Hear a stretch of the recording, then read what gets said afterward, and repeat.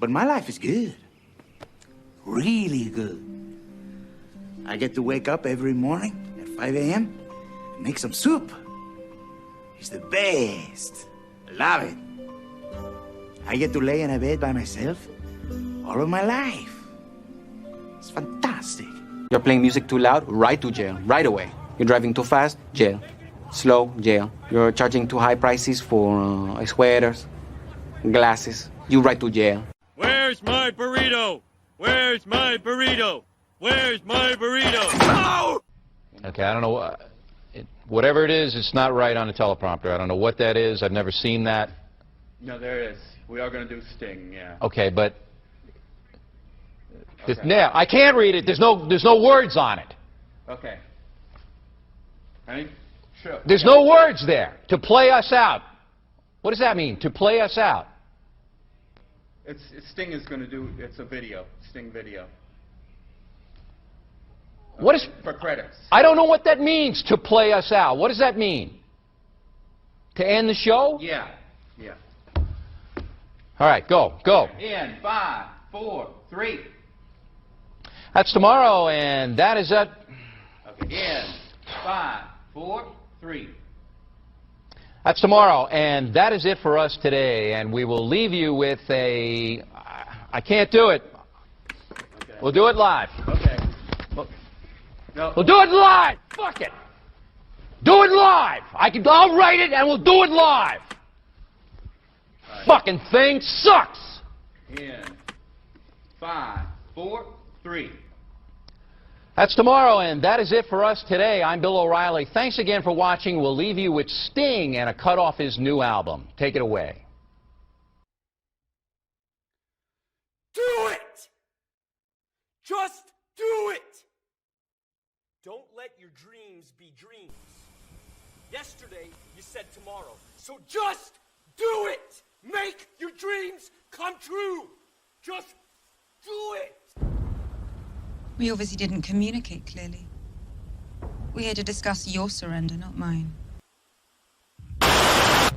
Tú eres tan romántico molestando con una vipa. Me preguntas si te quiero, yo te digo que no estoy lista y no quiero comenzar. No hay nada que pensar, yo te dejaré atrás.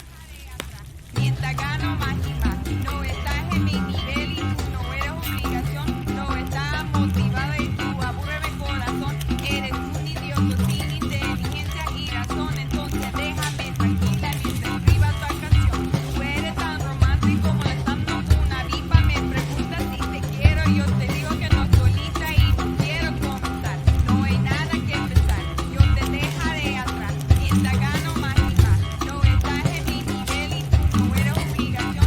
No estás motivado corazón. Eres un idiota sin inteligencia y razón. Entonces déjame tranquila mientras escriba tu canción. Estoy aquí a disfrutar. Estoy aquí pero quiero gozar.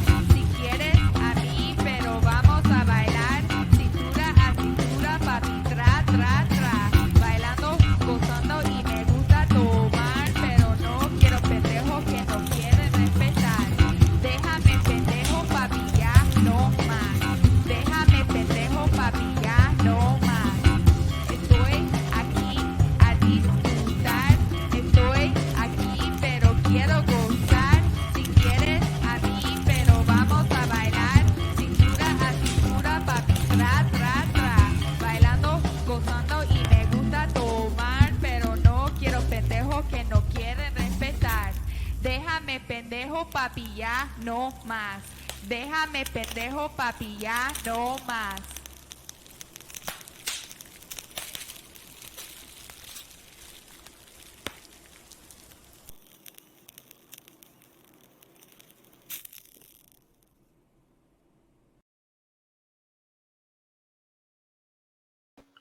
What is up, mi gente? It is your boy Luis Martinez, aka Big Chief Burrito, live with you on a Thursday. Mi gente Thursday. show, live and alive on a Thursday from San Diego, California, Chula Vista, the Burrito Lounge, with my co-host Sofia Carrillo with the hood with the beanie on. But the beanie is cold in San Diego. What is this weather? Yeah, I was about to. I had my hoodie on, and I was like, "No, I can't do a hoodie." I have it standing by in case it does get cold. I mean, it looked like winter was over. I know. Climate change. I don't like it. And then I have a cobija. I got my tea. I'm ready to go, you guys. I'm feeling a little better. A little bit better. Yeah, you sound a little bit better. You look better. What's up, Saka Channel? Thanks for stopping by. Dimitri for hanging out. Thank you everybody that's tuning in. Check in if you like. Obviously, as you see right there at the bottom, lurkers are welcome. You're always welcome to lurk. You can just leave this open it up on a tab. Leave it there. Leave us talking to nothing. Mute it. Check back later. Leave the like button. All that good stuff. Mi Gente Show available everywhere you get your podcast. Let's throw out them socials real quick. Yeah.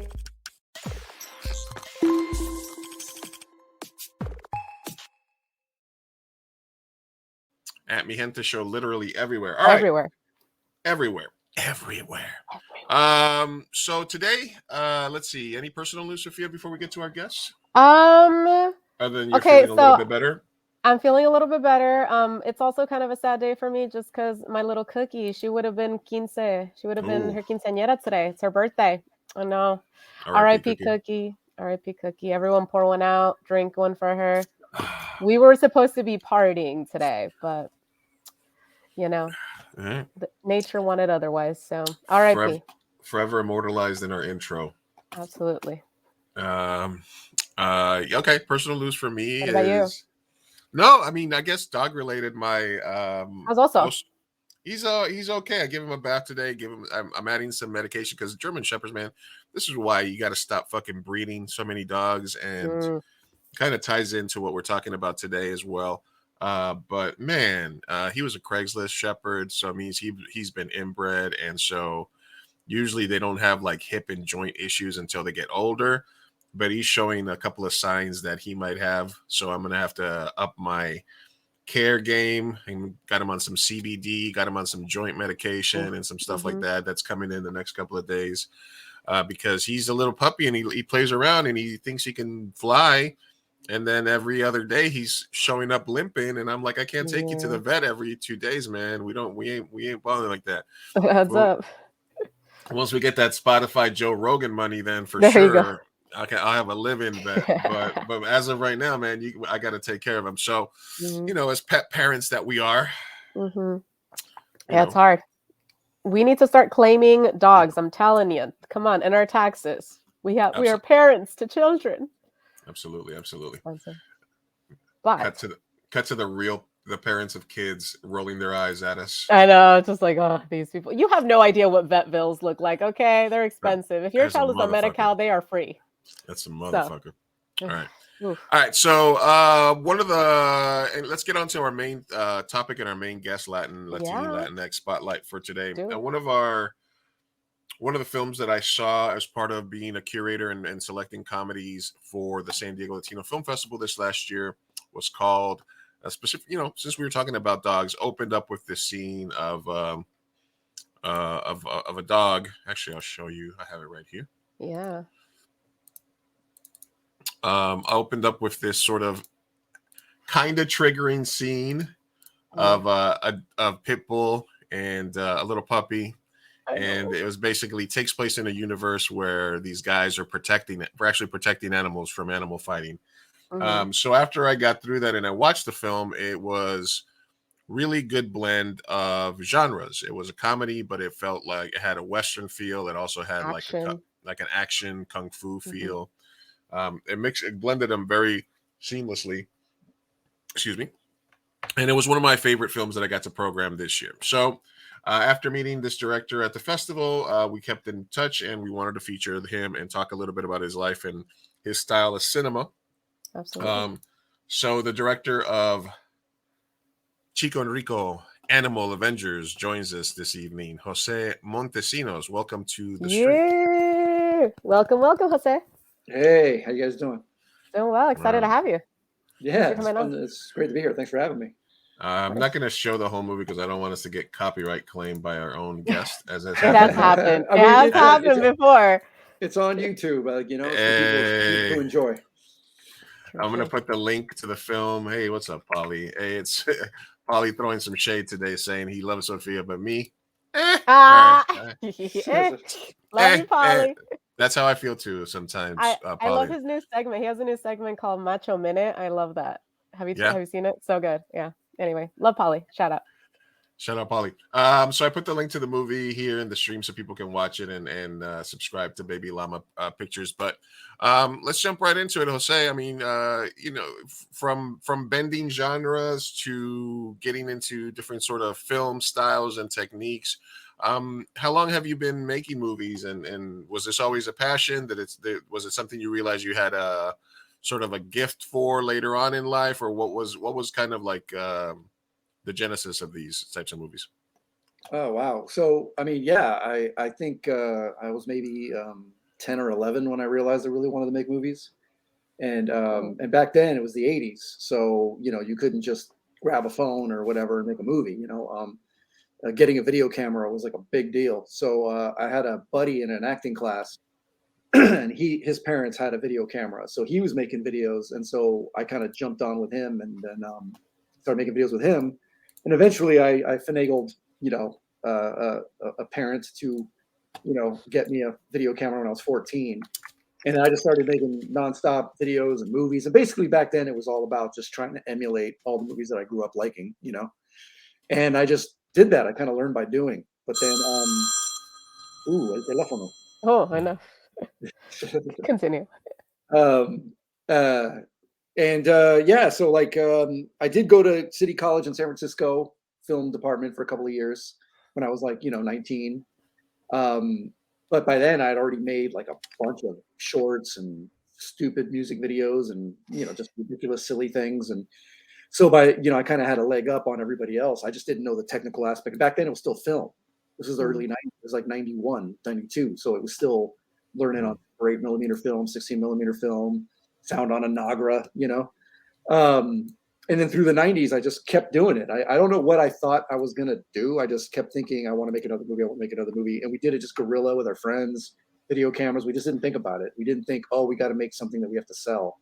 We just kept making stuff that we wanted to make. And then it wasn't until 99 when I was 26 that we finally made like a feature film that we did something with. And to this day, it still remains one of my favorite things that I've ever done. But it's kind of like it only exists on DVD and VHS.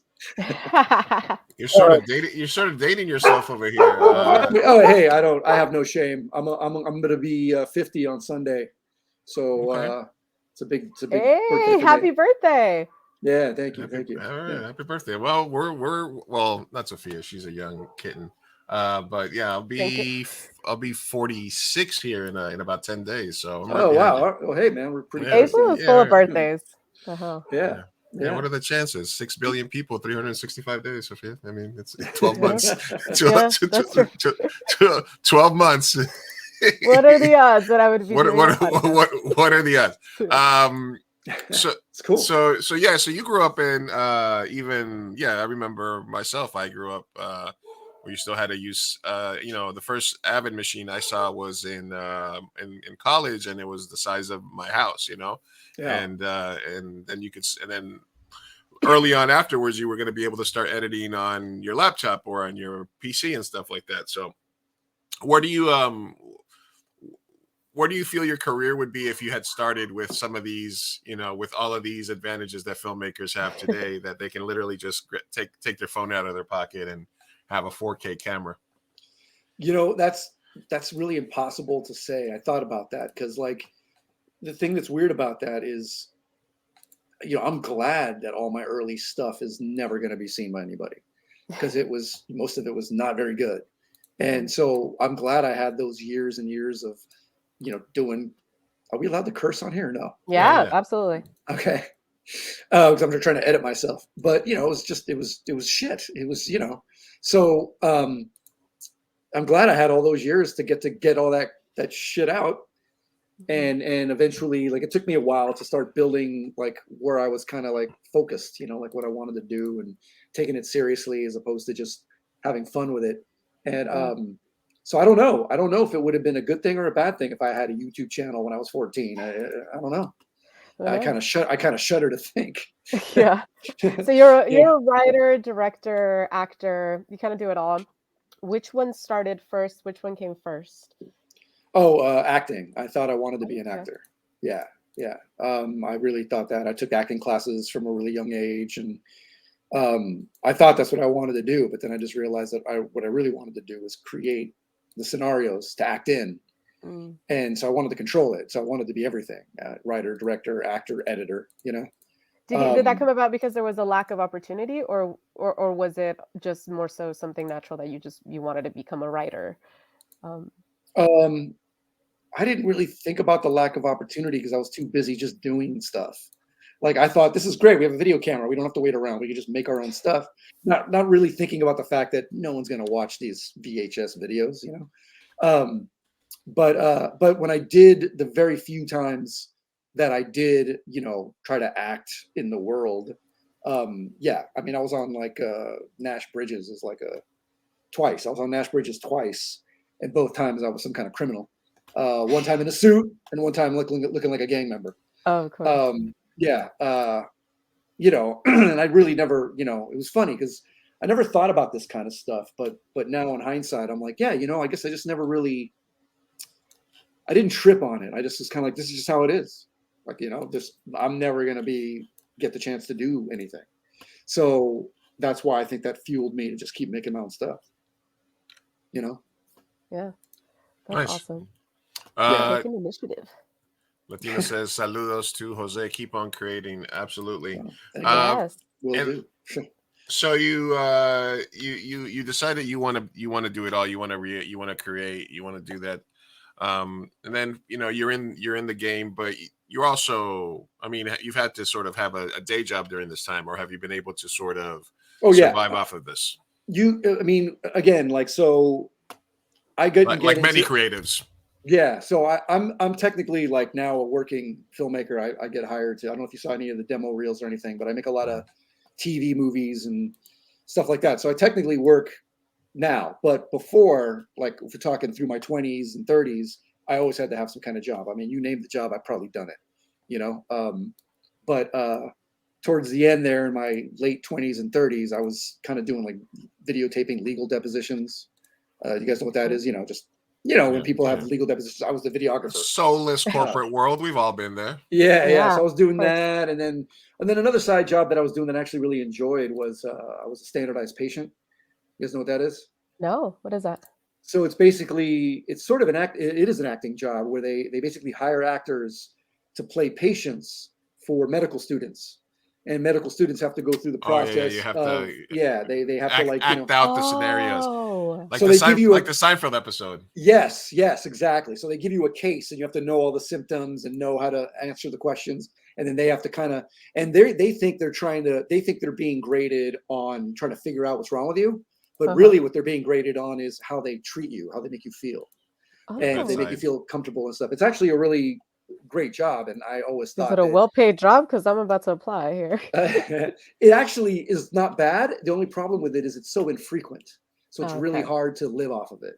But I was doing that for a while and enjoying that part-time, and so yes, it wasn't only until I moved to LA that I became like full-time movie guy. Nice. Wait, so what's your life geography like? I know you mentioned San Francisco and now LA. Yeah, born and raised in San Francisco. Okay. And then I didn't move to LA until very end of 2015. Oh wow. Okay. Yeah, when I was 42. So I took that long to get here. I did not want to move to LA. I really didn't want to move to LA. I just never liked it. I always thought it was so sparse and vapid and too hot. You know, I know I'm debating as well. I'm in that moment where I'm like, should I move to LA? I've been putting it off for 5 years already. I'm like, oh. You're in San Diego, right? I'm in San Diego, yeah. San Diego is beautiful. Do you know how many of us talk about how much we want to move to San Diego? Don't do it. There's enough people here, please. No, listen, San Diego is like just an extended suburb of LA. Like really, if I so much more pretty. I'll say, come on, guys. No, I know. But if for example, let's say me and you're gonna work on something, and then you're like, yeah, let's meet up on Friday to talk about it. And you're like, let's meet in North Hollywood at noon. All I got to do is leave here by 7 a.m, and you have to leave. You have to leave your house by like 9 a.m. So it doesn't make that big of a difference because you're still gonna hit traffic. I mean, you can fake it till you make it from SD. The thing is, you say that, but then also like you got to think about like casting. Like sometimes you get a message and you're like, tomorrow morning, be on set at this or whatever. Like when you're scraping by to be an actor, so it's kind of like I can't. Can't be doing that. It's true, but at the same time, I got to tell you, like the last movie I actually shot in LA was in 2020. Whoa. Mm-hmm. So most of the movies I'm shooting are like in Georgia, Florida, Oklahoma, everywhere but LA. Ooh, so where should I move, Jose? Help a sister out. Where do I? No, move? I mean, look, Vancouver or Georgia. I mean, Atlanta's doing really well. I mean, everything I hear about Atlanta, and I was just there. I just made a movie in Georgia, and the crews are really great. They're getting a lot of work out there, so it's not a bad option. But you're in San Diego. LA would make way more sense for you. Yeah, absolutely. And it's grown on me. Obviously, I've been here now like almost 7 years. So there are things about it I like. I live in Burbank, which is definitely different than the rest of LA, and I like it. I got my eye on Burbank actually. I got my eye on the outskirts. Yeah, for sure. It's pretty. It's peaceful. It's chill. The only problem is it gets fucking hot. Really? In the summer. Oh yeah, it can get. When we shot Chico Rico. That was not in Burbank. That was like a little bit outside of Burbank, but still along the same lines. And when we were shooting those scenes, it was like 110 degrees. What the hell? Because it looked really freaking hot, and you were layered, like with leather. Yeah. Tell us a little bit about Chico and Rico. First of all, my first question goes about the dogs. How did you get the dogs, and are they trained, and how do they just act so well? They're so cute. Oh yeah. So the dogs was a stroke of just luck. A buddy of mine, he was kind of co-producer on it, and he had befriended this woman who runs an actual rescue, and it's I believe it's called K911. K now I got to figure out I got to find the name because I think it'd be great to promote them because they're great. I'll look it up in a second, but so they actually rescue animals like this. They actually do what Chico and Rico do, like for real. Aww. And so those dogs were rescues, and they had one that I said, well, we need one that looks really mean but isn't mean. And they said, oh, we got this one that we're working with right now. Her name is Little Bit. She's super sweet, but she looks like a tough dog. And I was like, okay, well, and so it was just a big gamble. Like, are we gonna these not trained movie dogs, are they gonna work out? And the Beagle was way more of a wild card than the Pit was. The Beagle was just wanted to play, couldn't sit still. Yeah. So when you see it tied up, it's actually not scared at all. It's just anxious it wants to be let go so it can play. Yeah. So I had to add in all the sounds and edit just the right moments so it looked like it was retreating and being scared. And we just got really lucky. And with Little Bit gave like a masterful performance. I just had to replace her voice with that of a dark, meaner, angrier dog bark because her bark was lighter. You can't. The thing about pit bulls is that they're not naturally angry and aggressive. So even though you got a great performance out of her, you can. Me as a person with 2 red-nosed pit bulls can just see that in the back the tail is just like, ragged. Yeah, that was the first thing you said. The tail's betraying him. Like the dog's like, yeah, I'm such a mean dog, but meanwhile it's like, He's like, it's true. It's true. She was a sweetheart, but she was dangerous for other dogs. Okay. And they were training her to be better with other dogs. She loved people, but she had a problem with other dogs. So we had to be careful not to get her and the Beagle too close together. But she never showed any signs of aggression that I saw. But that's what we call method acting. Yeah. One of the things that I did want to talk to you about is, in terms of like your film style, not necessarily your influences, but more the genre bending of adding multiple genres to this film in particular. When you were coming up with the concept, was it a matter of like an independent filmmaking where you're like, hey, we know these really cool stunt people and we have this idea for this, let's incorporate all of it? Or was it always going to be a concept of a comedy with these Western sort of influences, homages, and this kick-ass kung fu fighting situation? It's a hard question to answer really simply. Well, see, so the thing is, about 22 years ago, I met Dennis Rule, and that's the guy who plays Chico. He's also the guy who choreographs, the fighting. So he was making martial arts movies with his friends in the same way that I was making I was making action comedies, but I didn't have the kind of martial arts skills that he had and his friends had, because they were actually martial artists making martial arts movies. And we became friends and kept saying how we needed to work together. So through the years, our dynamic had always kind of revolved around action and comedy. We both like action and comedy. We both love movies like Lethal Weapon and Die Hard. And, he grew up watching all the Jackie Chan movies, and Die Hard was one of my favorite movies. And that kind of blend of action with comedy. And I love Roadhouse. That's one of my favorite movies. And so, we kind of found like a middle ground of like a sort of vibe. So like, we tried it in different ways. We made this adventure movie. We did this thing called Sensitive 70s, which I sent you the link to.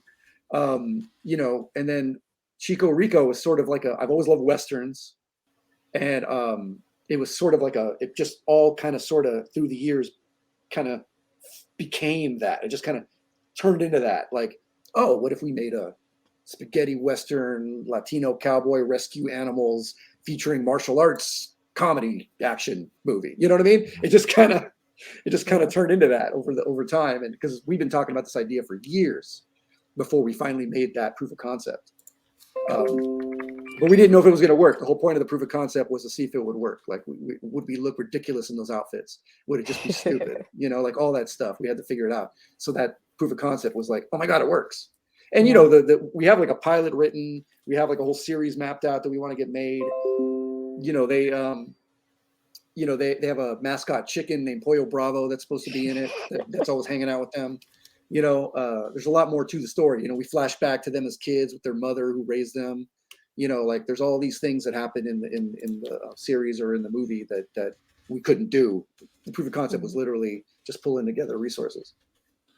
Awesome, man. That's a great way to get shit done. I mean, as an independent filmmaker at your core, you have to be you could dream pie in the sky. You could wish for what you don't have. You can get lucky and get $500,000 because your daddy knows somebody at the studio, or something like that. Or you can write to your strengths. And one of the things that we've always done as indie filmmakers is write to what's available to. That's one of the biggest things I always tell filmmakers.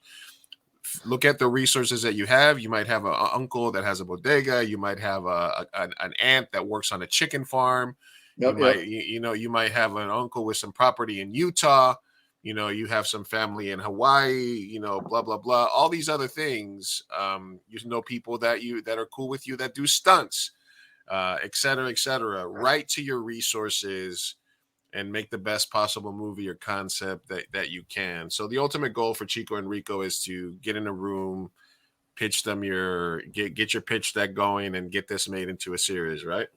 That would be, either a series or I'm also developing it as a low budget feature in case that's the route we have to try to go, because that might be easier to do independently if we had to than a series. But it was originally designed to be a series. We thought it'd be great as like a Cobra Kai type series. Like each episode is somewhere between 25 to 35 minutes, depending on the storyline. And then like each episode is self-contained, but at the same time, there's one through line going through all of it. That's kind of there's one big arc. But and I have it all mapped out. So, but that is the goal. And I was gonna say though, Luis, your description is I call that the Robert Rodriguez School of Filmmaking, because I'm sure you read the Rebel Without a Crew book, yeah? Absolutely. Yeah. So like that was the whole thing. It's like he was right. Like just whatever you got around you, like go. Oh, I have this. I'll make a movie that features that. We're from similar schools, like I would assume, in filmmaking, because like I said, when I went to film school, I felt like I was learning an outdated science, because I was learning how to cut and splice and edit on this giant Avid machine, and I was reading the trades, and it was like, in a year you'll be able to do non-linear editing and you'll be able to do this, and it was all these things where we had to sort and stick things into the Avid machine and name it and then categorize it and do all these things to be able to do what you can do now just by dropping your video onto a timeline in Premiere. So, you know, once I figured out I was learning like an outdated skill set, I dropped out and then I retaught myself everything later on. So definitely, we're definitely from that school of like indie filmmakers, you know, almost mumblecore with our first few films, etc. So we're definitely a scene. Mello, thanks for stopping by. She says, "Viva Chico and Rico." She was at the festival. Mello. She had a fun. It was very well received at the festival. What did that mean to you in terms of obviously it was a very easy. I'm not gonna, you know, sit here and give myself credit for screening the film. It was a very easy decision. I was looking for comedies. It was funny. It had pit bulls in it. It was Latino made and it was, you know, a good representation. But what did it feel to have it screen in front of that audience, to get a little bit of acceptance? I always say day one, shot one is the best feeling as a filmmaker, when you edit the final cut or when you get to see it in front of an audience. So what was that part of it like for you? Oh, that was amazing. Like it was so like, because I had just gotten back from Georgia literally the day before after being 2 months living in a hotel working on a film. I was exhausted. Wow. But I was like, I have to go. I got to go. I can't not go, you know? And Dennis was supposed to come and he got sick. So I was going to be rolling solo. I knew a couple of people that live out in San Diego now, so they were going to come out, but that was it. So I was like, I'm just going. So the opportunity, what I wanted was the opportunity to see it with an audience of people that didn't know me. That was the whole thing. So that's all I want. I just want to see an honest reaction from people that don't know me. And I got that times 1,000, because not only was your audience, it was a big audience and it was packed. You know, it was packed. And the screen was huge and it looked amazing and it sounded even better. And the reactions were more than I could have hoped for. Like I almost cried. I was like, when we first kicked the door down and everyone just started cheering, I was just like, oh man, this is working. It was awesome. And then everyone was laughing and clapping and it was the best feeling ever. And I was really bummed that no one else from our crew could have been a part of that, especially Dennis. He would have loved it. Because it's really, you know, part of the reason you live for that. You live for people to have a great reaction to something that you've done, you know? One of the things, I didn't mean to cut you off there. Go ahead. No, I'm done. One of the things that I always kind of take a look at, especially with comedies, and when I get to watch my films in front of an audience, is catching things that you thought were just regular, but that the audience reacts to with like a laugh. Yeah. Did you catch any of that? Was there any like reactions that surprised you besides the door kicking in, sort of that moment? But the thing about that audience is that it was very communal and everybody was very engaged. Like from the minute people were like hooping and hollering when the screen would like expand. Yeah. Like, ooh, that was hilarious. Widescreen. It was it was a very communal experience. Yeah. You know, it was a great honor. I mean, that's what's great about film festivals in general, though. They're usually full of people that want to watch films, that love films. Yeah. Well, but were you surprised by any reaction, or have you been surprised by something that happened that you didn't necessarily think was a joke, but that people thought was funny or anything like that? Not in that audience, except for the door crashing down. In that audience, everyone seemed to kind of laugh at all the parts that I was hoping they'd laugh at. And I'm trying to think if there's anything surprised. I can't remember. I was so elated just by the door crashing down. I think I was riding that high for like the next couple of minutes. Right. But I mean, there's been times with other people that have seen it that have pointed things out where I've been like, really? So, yeah. Are you in talks about making this a show or a feature? Are there any talks about that in the near future? I mean, of course, we're always trying to push that, and we've gotten it in front of some pretty big people who have enjoyed it.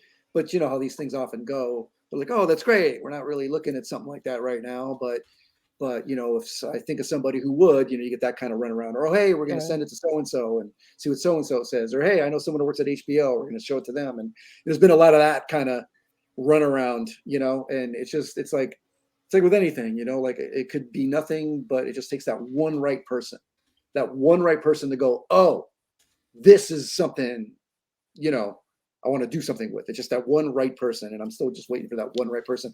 And it's also like the temperature of the what's going on in the world right now. Like what what is everybody into right now? Like, you know, and unfortunately, you know, the movie business runs in trends and waves, and if you're not on it, it doesn't matter how cool your thing is. If people don't, you know, because I've had people tell me a million times over, like, this would be such a great show. I would totally watch it. I love it. It's great. But it doesn't matter if the zeitgeist isn't there, if they don't agree. So like, if everybody's like riding the wave of, you know, everybody right now is into things like The Last of Us and you know, Mandalorian and things like that. They're like, we love it, but could you add some horror? It needs some Pedro Pascal. Yeah, or it needs some superhero powers or something. Yeah, you know, like, you know, I don't know. But Avengers is right there in the title, man. Come on. Yeah, I know. Well, I did that on purpose. I was like, I kept trying to think, what would they be? Chico and Rico, you know, creature, you know, pet defenders, pet protectors. I was thinking of all these things I could say, and animal Avengers just seemed right. I go, well, you know, it's 2 A's, so in the alphabet it'll show up quicker, and has Avengers in it. Maybe they are sort of superheroes, you know. Yeah.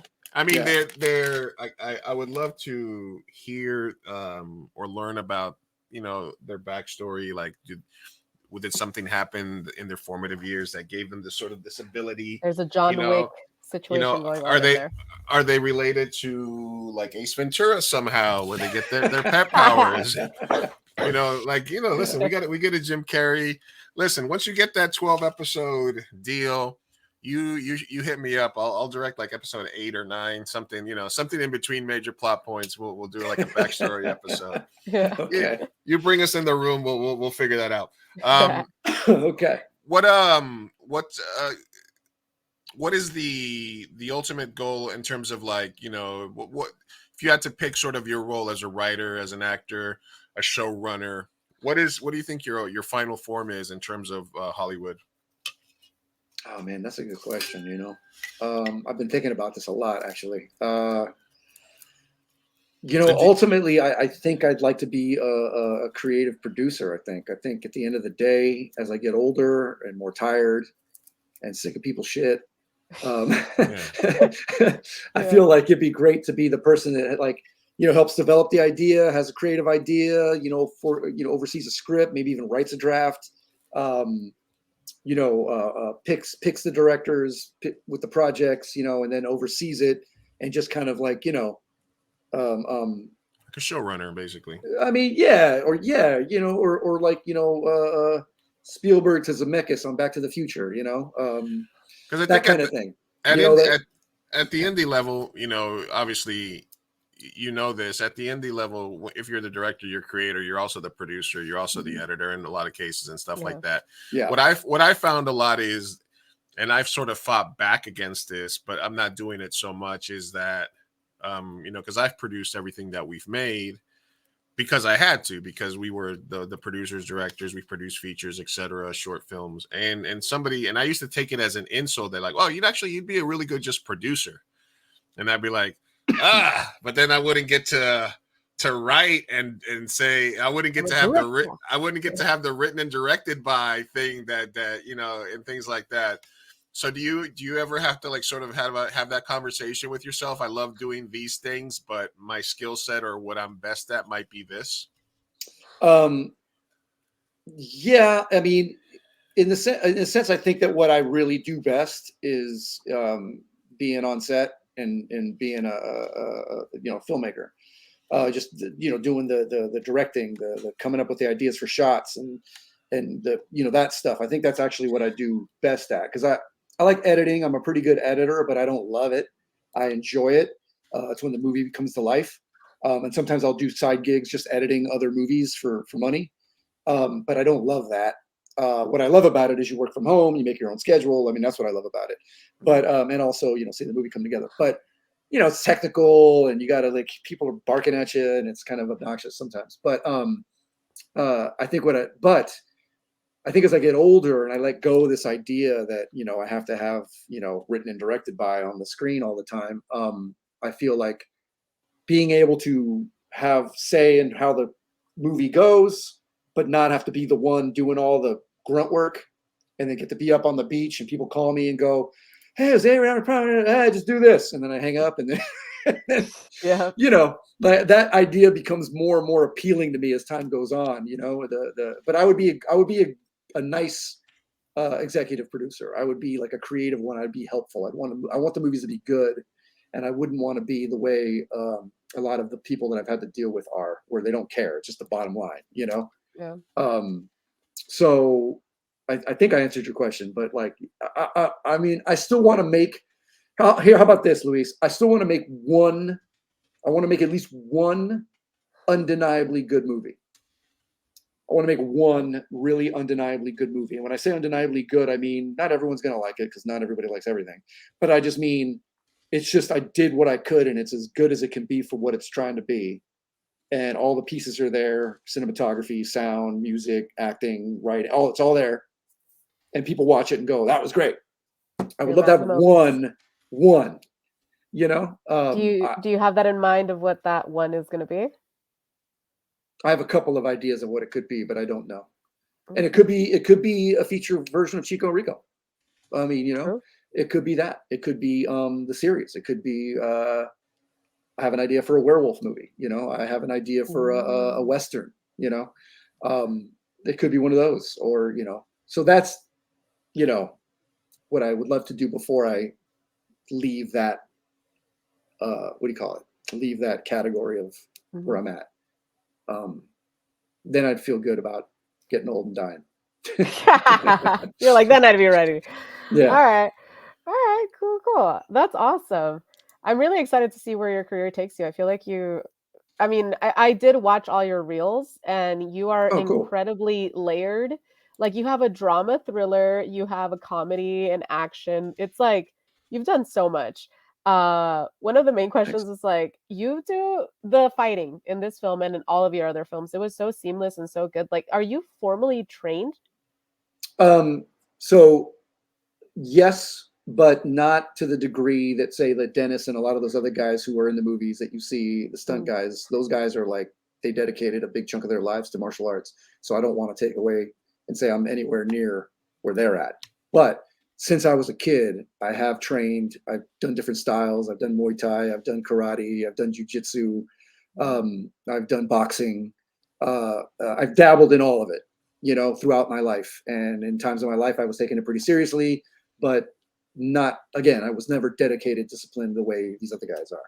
So I do have that background. That's why, you know, I can move, but I certainly can't do what like Dennis and those guys do, you know? Okay. Gotcha. Yeah. Were you a stunt guy at any point in your career? No. No. I don't even like falling on the ground. I'm like, oh, my back, Like, you know? paper cut. Oh no. Yeah. I've done it, you know, for the movies I've done. I've had to do falls and rolls and I can do that stuff, but I don't. Nah, I'm not. Did you make sure that none of the stunts that you had to do for this movie had you do anything too crazy?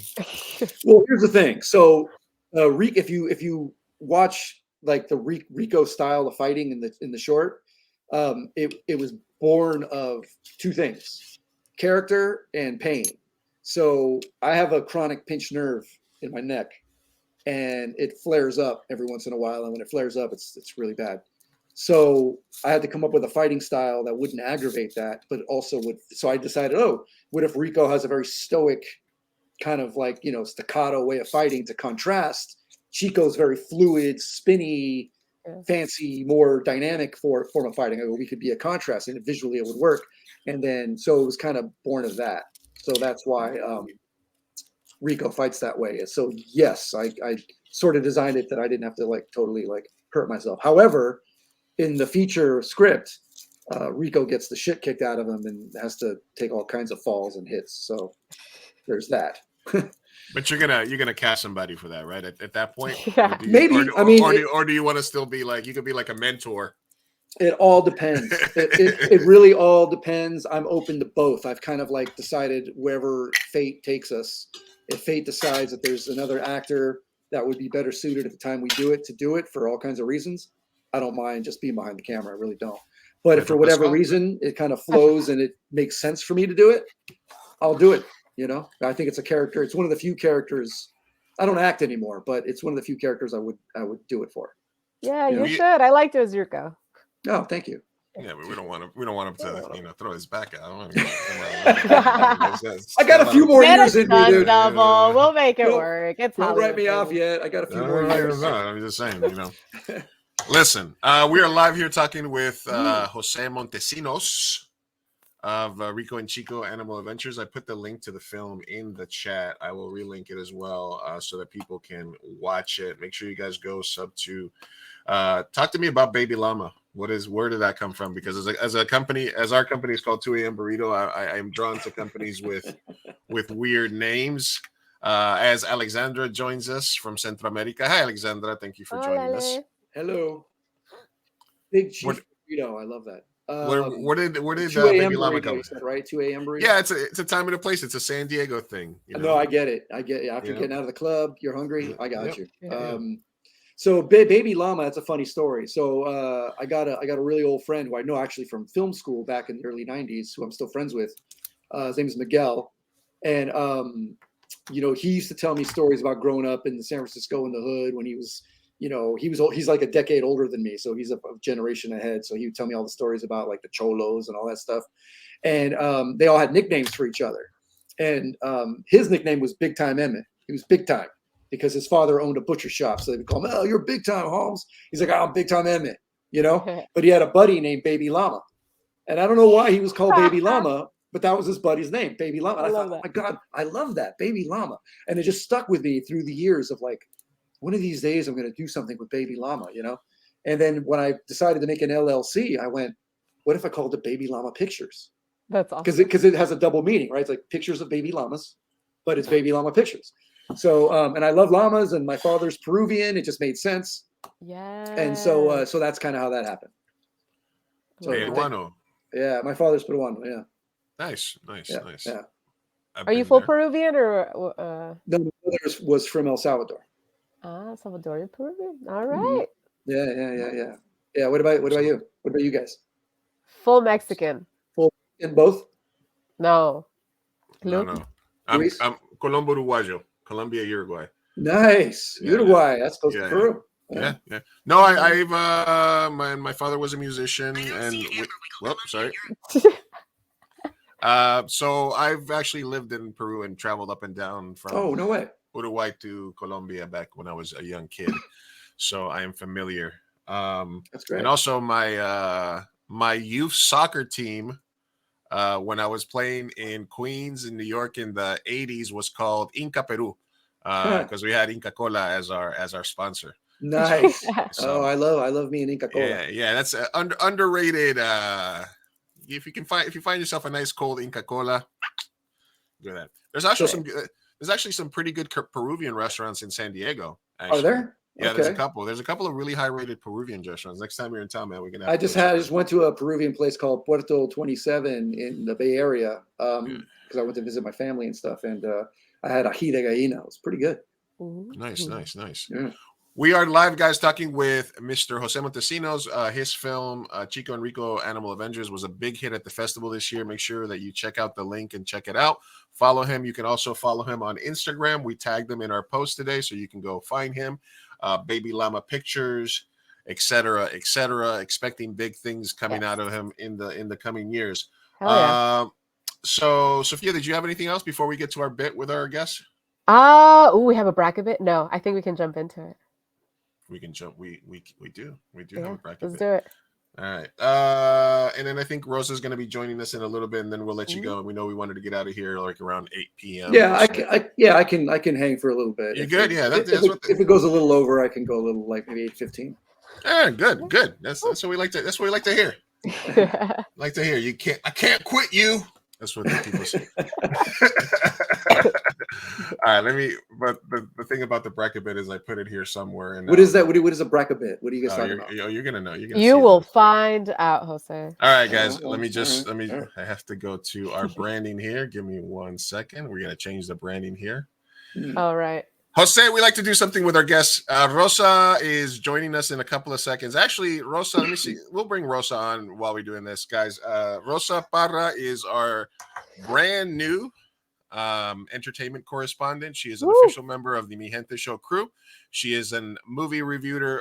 She's a movie reviewer for Rotten Tomatoes. You can find her on Twitter at Rosa Reviews, and you can find her on the Daily Chela doing reviews of films and doing all kinds of content. So before we get to our bracket bit with Jose, let's bring Rosa on. What's up, Rosa?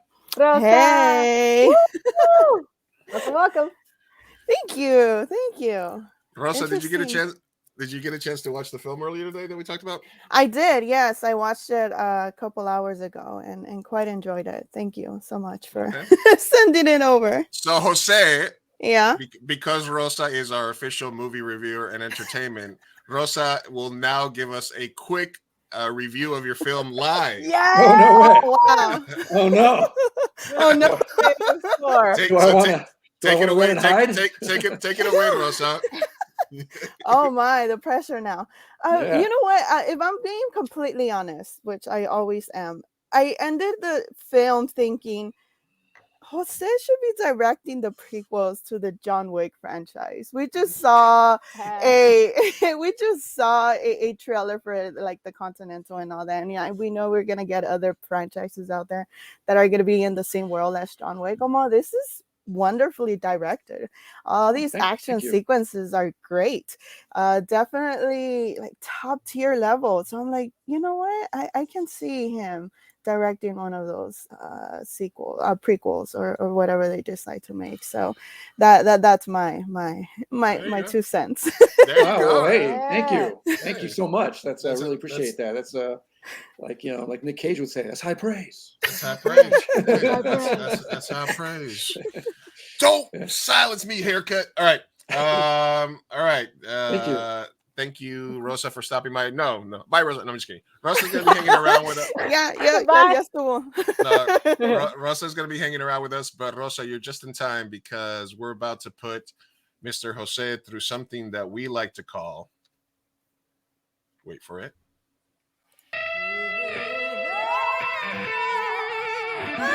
All right, boys and girls, you know what that sound means. It's time for bracket bit. Bracket bit. Bracket bit. Woo, woo, woo, woo. Bracket bit. Bracket bit. Woo, woo, woo, woo, woo. Fireside Chats. That is right. The bracket bit. It is What time. did I just see? You have no idea. Well, I wanted to make a bit called the bracket bit, and I told my friend that I needed a song for it, and he's like, "What do you want it to sound like?" So I recorded that in one take, and I sent it off, and that's what they gave me. So we're doing it. The bracket bit is something. It's a tournament bracket where I'm going to give you 2 choices, and you give me one that moves on to the next round. So it's basically like the NCAA. For you, since you made a movie that blends action and it also has a lot of Western influences, your bracket bit is going to be Westerns versus fight movies. So I'm going to give you 2 different films. One of them will be a Western. One of them is going to be a fight, kung fu, or action movie. And you tell me which one moves on to the next round. Now you can pick whichever one's your favorite, whichever one you'd like to direct the remake of, or whatever. All that we ask you is that you try to keep the same methodology throughout the entire bracket. All right, you ready? Well, okay. Okay. My head just exploded. All right. Mind blown. I'm going to give you 2 things. You tell me which one moves on. All right, you ready? All right. Yep. All right. We got Unforgiven, or we got the Bourne trilogy. Oh, Unforgiven. All right, Unforgiven. We got Rio Bravo or Raging Bull. Got to go with Raging Bull. We have Dead Man or Karate Kid. Ooh. Karate Kid. And if you ever, and we didn't talk a lot about movies or influences, so if one of these films that we're talking about is like, that you'd like to expand on, this is a time when you can say whatever you want. Okay. Well, now Karate Kid is just how can you? Karate Kid is just a staple of my childhood. It's iconic, Yeah. Oh yeah. We got The Outlaw Josie Wales or Rocky. Oh, you're killing me, man. This is where I remind you that the bracket bit is created to cause maximum pain. Yes, it's doing a good job. I gotta go Rocky because again, just like childhood influence. Outlaw Josie Wales, a classic. It is. Listen, I love that movie, but Rocky is that's just my life has got so much of Rocky tied up into it.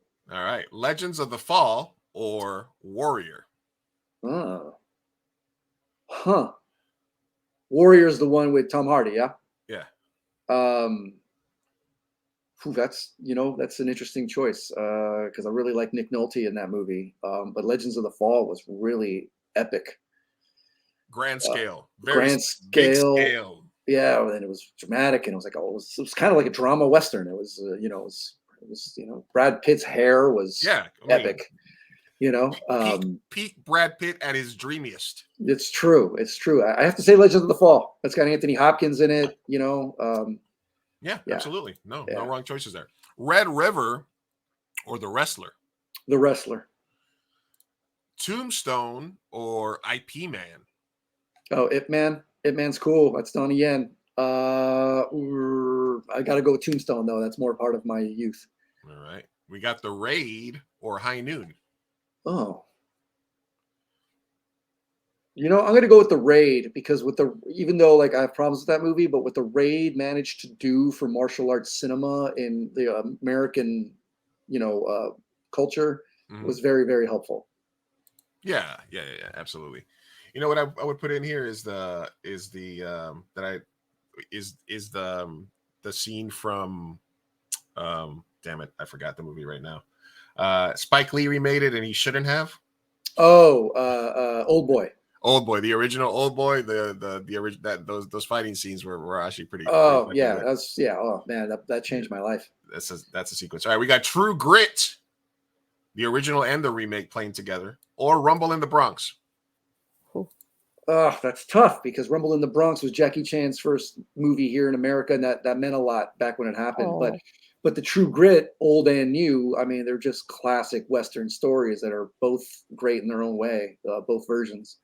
But I'm going to go with Rumble in the Bronx because I think that had more of a direct effect on my life. Magnificent Seven or Enter the Dragon? Enter the Dragon. I was a huge Bruce Lee fan when I was a kid, and I was obsessed with that movie. 3:10 to Yuma or Legend of Drunken Master? So I don't know which one Dennis would pick, but I got to do 3:10 to Yuma because that's one of my favorite Westerns.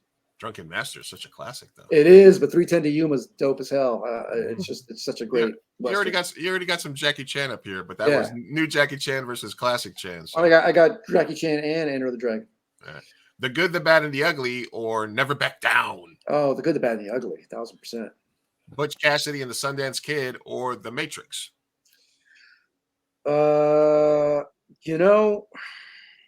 Given how The Matrix changed a lot for when I was coming up in the world of movies, I got to go with The Matrix.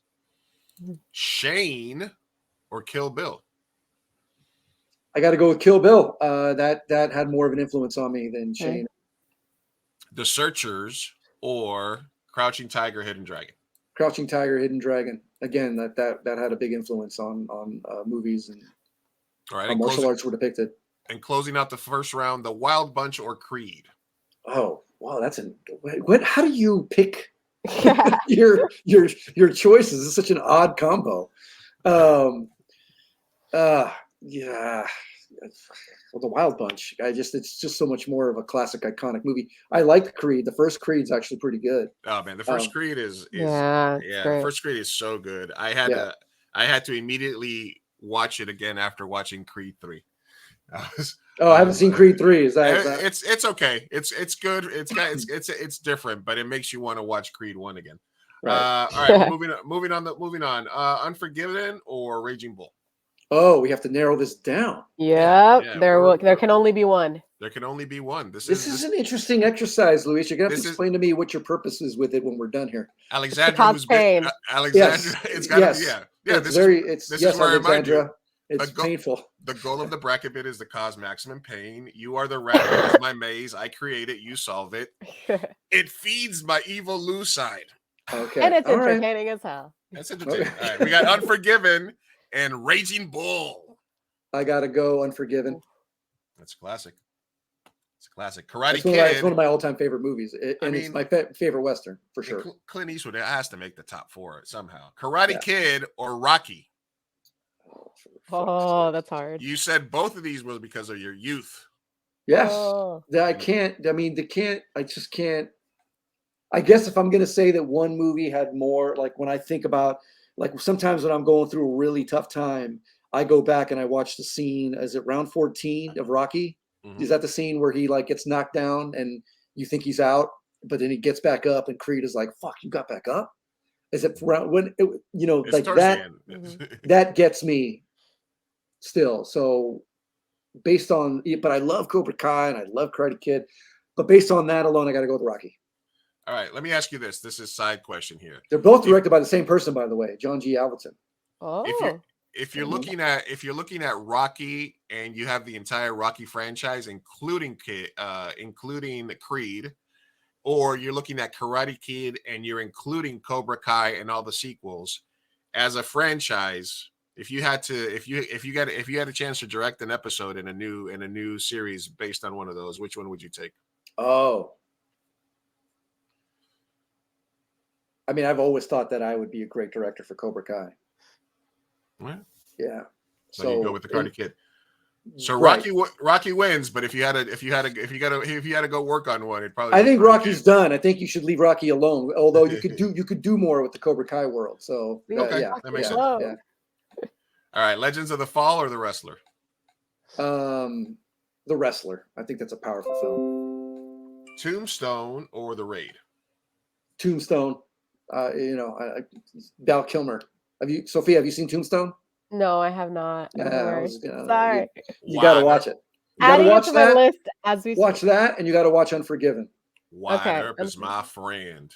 Unforgiven and Tombstone. Yes. All right. Most people go with the I'm Your Huckleberry, but I like that other. I like Wyatt Earp is my friend. I love that. Yeah. Yeah. Val Kilmer's a fucking beast in that movie. Oh, he's so amazing. Rumble in the Bronx or Enter the Dragon? Enter the Dragon.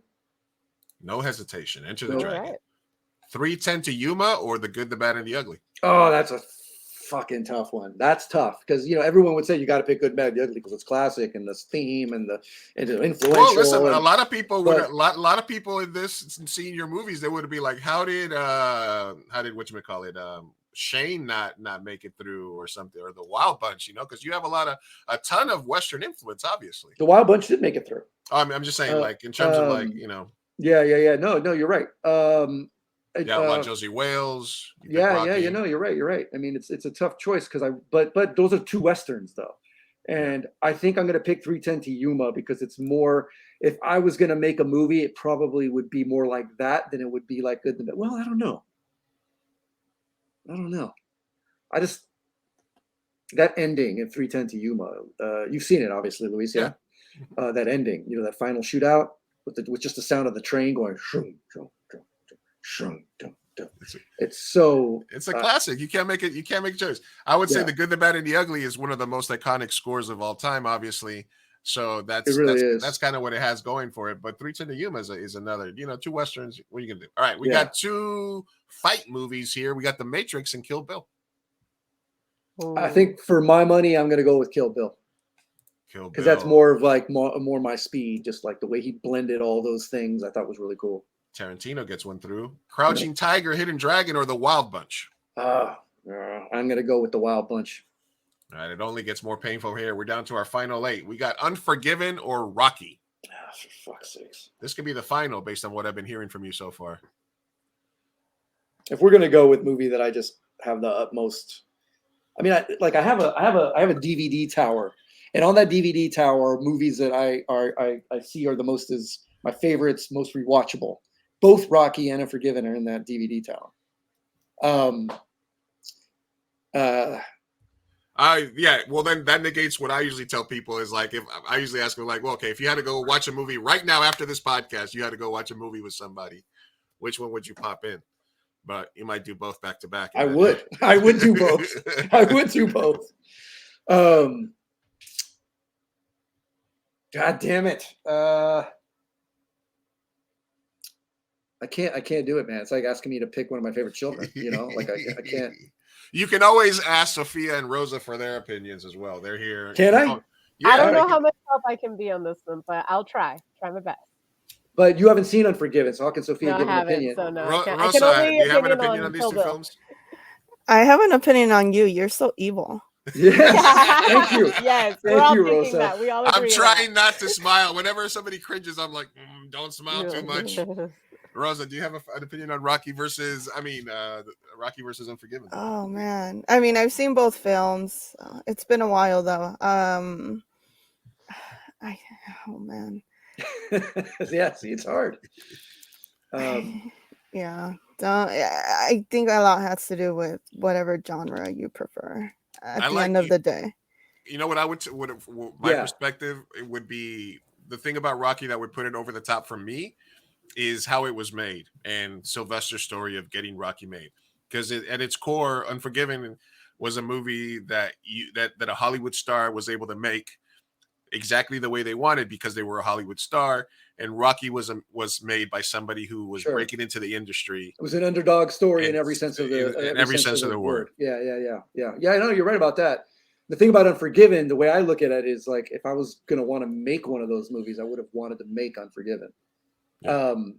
But you know what? No, let's go with your thing. Let's go with Rocky, the underdog story. Yeah, let's go with Rocky. We're going with Rocky. All right, let's finish this up. The Wrestler or Tombstone? Man, that's not. Wow, you just Tombstone. Tombstone. All right, Tombstone's an awesome movie. Yeah, I mean, it's just cool, like what it did, and it's like I said, Val Kilmer alone, like Yeah. It's one of those things where Hollywood made two of the same movie, and this one was the clearly superior one. Because there's also the Wyatt Earp movie that was not nearly as good. You can watch it, but it's not as good. All right, Enter the Dragon or 3:10 to Yuma? 3:10 to Yuma. Kill Bill or The Wild Bunch? No, 3:10 to Yuma, I said. Oh, sorry. I was doing it for myself. Kill Bill or The Wild Bunch? Kill Bill. All right, and then we get to our final four. We're talking with Jose Montesinos, Chico and Rico Animal Avengers. You can watch the movie. Check the link in the description of the show. You can also see it in the comment section. I linked it below. Keep an eye out for this guy. He's doing a lot of cool stuff in Hollywood.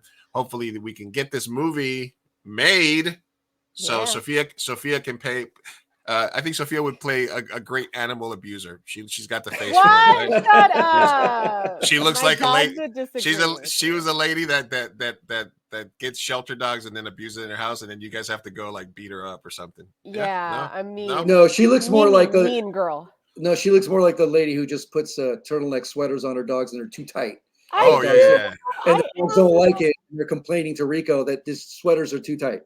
Oh my gosh.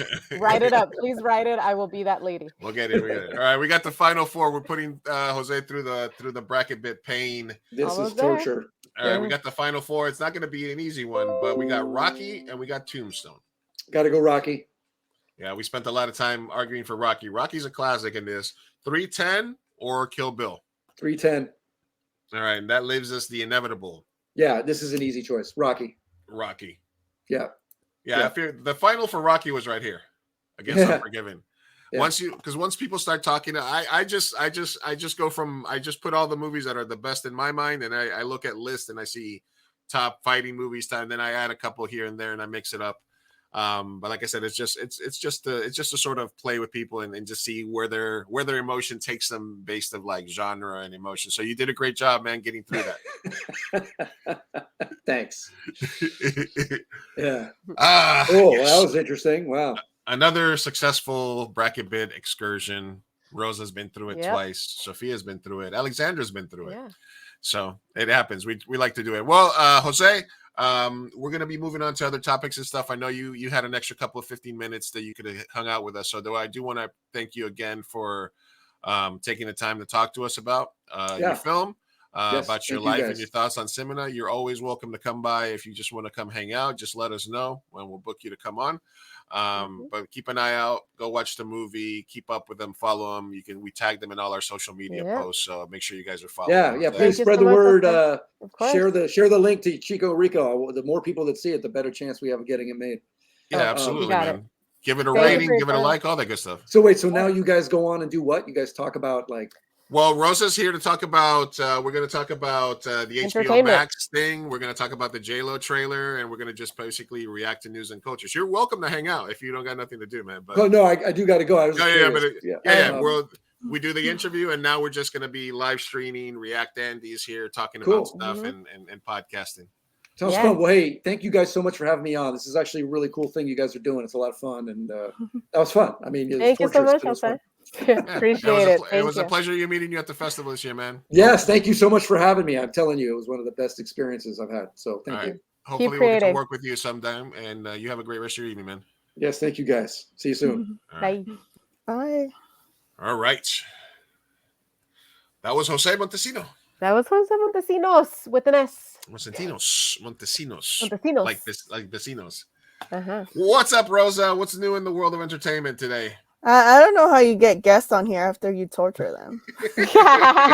He will never be seen again. He's just like, fuck these people. You want me to do what? You want me to pick what? Yeah, says the one that's been through it several times. And several here times. we go. And yeah, that's a kiss, right? I like people that are like, oh no, not another bracket, man. No. Don't put me through that. It's too painful. All right, we're going to talk about entertainment news here with Rosa. The big story for me in the entertainment world, which is what everybody has been talking about on Twitter, is the HBO, because everybody remembers HBO, right? We grew up with HBO. It's not TV, it's HBO. It's been recognized as it is the standard for prestige television, in my opinion. From The Sopranos to, name a TV show that's iconic, except for like John from Cincinnati. True Blood, right? What other HBO shows? Like, there's so many HBO shows that The Wire, all these shows that were iconic, like what's everybody's favorite HBO show in the chat if you're watching? And it becomes this iconic thing. Then they do HBO Max, HBO Plus, where they're releasing other shows. They also have talk shows, Chris Rock show, the Last Week Tonight. They basically, it's a brand. It was the brand of cable TV. It's iconic. The HBO logo is iconic. And then these streaming wars come. It merges with Game of Thrones. Thank you, Mello. It merges with Cinemax and these other companies, Discovery. And they're like, all right, we're going to enter the streamer wars. We have one of the most recognizable names in television history, Succession. What should we name? Everybody knows HBO. What should we name our streaming service? And they went with fucking Max. They went with the most generic, corporately, unorganically created, algorithm-related name you could possibly come up with. It's the best of everything. It's the Max. You could almost see the fucking guy pitching it, the person that pitched it in front of them. Let's just call it Max because it's the Max. Rosa, your thoughts? I mean, it was HBO Go. It was HBO other things before it was HBO Max, right? Rosa, back me up. Yeah, it was HBO Go, HBO Now, just HBO, and everything was streaming on all three platforms at the same time. I had no idea. I think I had all three apps at once. Yeah, me too. Absolutely. And I generally did not know the difference outside of the name. So, you know what?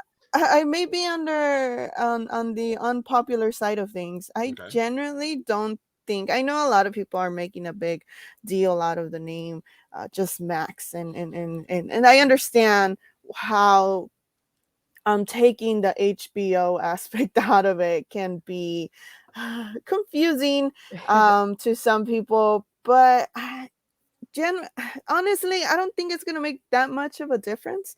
I'm not gonna stop watching Game of Thrones or the other prequels because of the name of the app. I it's just, in my eyes, it's just a brand name. There's really no big deal. But again, this is just me. I know a lot of people feel extremely differently, and if that, a lot of people feel very, very aggressively about it. I've seen a couple of clips of people just losing their mind and just expressing their disagreement towards it. I get it, but I don't know. Now I'm curious though, because does this, I don't know, that's the bad thing about not knowing a lot about the financials and the business side of things and the branding of things. Pero I don't know, with the change of the brand name of the app, does this mean like we still get a chance to get Batgirl out or no? Yeah, that's the thing. Can you release Batgirl on Max? Right. It's Or on not on Max Plus? HBO Max. It's on Max now. It's on Max, and they're listen. People were clowning them because, like I said, HBO is synonymous with prestige television, and Cinemax is like synonymous with Skinemax, Yeah. and like late night movies and crappy movies that they were able to afford. So, from a branding perspective, from a singular, let's just pick one name, and HBO is too unique. Max is more of a generic word. I can understand where they're coming from, but from a prestige standpoint, from a killing off a brand perspective, it is horrible. I mean, I think HBO is still going to survive as like HBO Pictures or whatever, and there's still going to be the HBO cable channel, but it is a bit weird. I think the internet goes a little crazy because it needed somebody to attack. Twitter needed the villain of the day. That's the rule of the internet. Don't be that day's villain. So I think they got clowned on, but you're right. It's not going to really change that much of anything. We're still going to watch it. We're still going to watch Game of Thrones. We're still going to watch the prequels. We're still going to have the greens versus blacks debates here with Rosa. So true. It's not going to change much. Sophia, anything to add on that part for you? No, I just I'm kind of indifferent about it, just because it was weird. It kept changing its name. HBO Go, HBO, all that, and then all of a sudden we have HBO Max, and now it's just Max. I think they probably realized the problem is the HBO part. Right, which is weird. I don't know. It's weird, but what are you gonna do? Branding, am I right? Yeah. And they're also gonna have They're gonna have like an ad version for like $8.99. They're gonna have an ad-free version for $14.99, and they're gonna have a supreme, or like, what is it, like a super special ad-free for like $19.99. So there's ad-free, and then there's super ad-free. So you're paying $8.99 for ads? That's the weird part. You're gonna pay $8.99 and you're gonna get ads. Oh no. Yeah. Prices are going to go up on every platform, aren't they? Yeah. There's going to be a platform. And then eventually what will happen is there'll be a deal in like 4 years. Merger. They'll reunite, and then they'll just give us cable again. It'll be like... No, 100%. It's going to be like, oh, it's the Ultramax, where you get the best of Netflix and Hulu and all in one. And I'm like... A bundle. Yeah. Right. It's like, oh, like cable, you mean? They're going to call it cable. All right. Rosa, what else is happening this week? We were going to talk about the new J-Lo trailer just dropped. Your thoughts? Yeah, I saw that Netflix had released a trailer. It's called for the movie The Mother. It's going to be releasing on Mother's Day, of course it is. And okay, there's a couple of people, a couple of actors, just whose sole name just instantly make me interested in watching any film. Obviously, J-Lo's not one of them, but Gael Garcia Bernal is. So when I saw his name attached to this project, I was like, oh, okay, why is he in this? And what's going on here? So I saw the trailer. I mean, J-Lo looks, not only does she look incredible, but she looks like a complete badass here, just kicking ass and just killing it. Pretty much, literally and figuratively. So the trailer looked very interesting. Now I'm very much looking forward to watching this film, and it appears that Gael Garcia Bernal is going to be the villain in the movie. I don't know if it has to.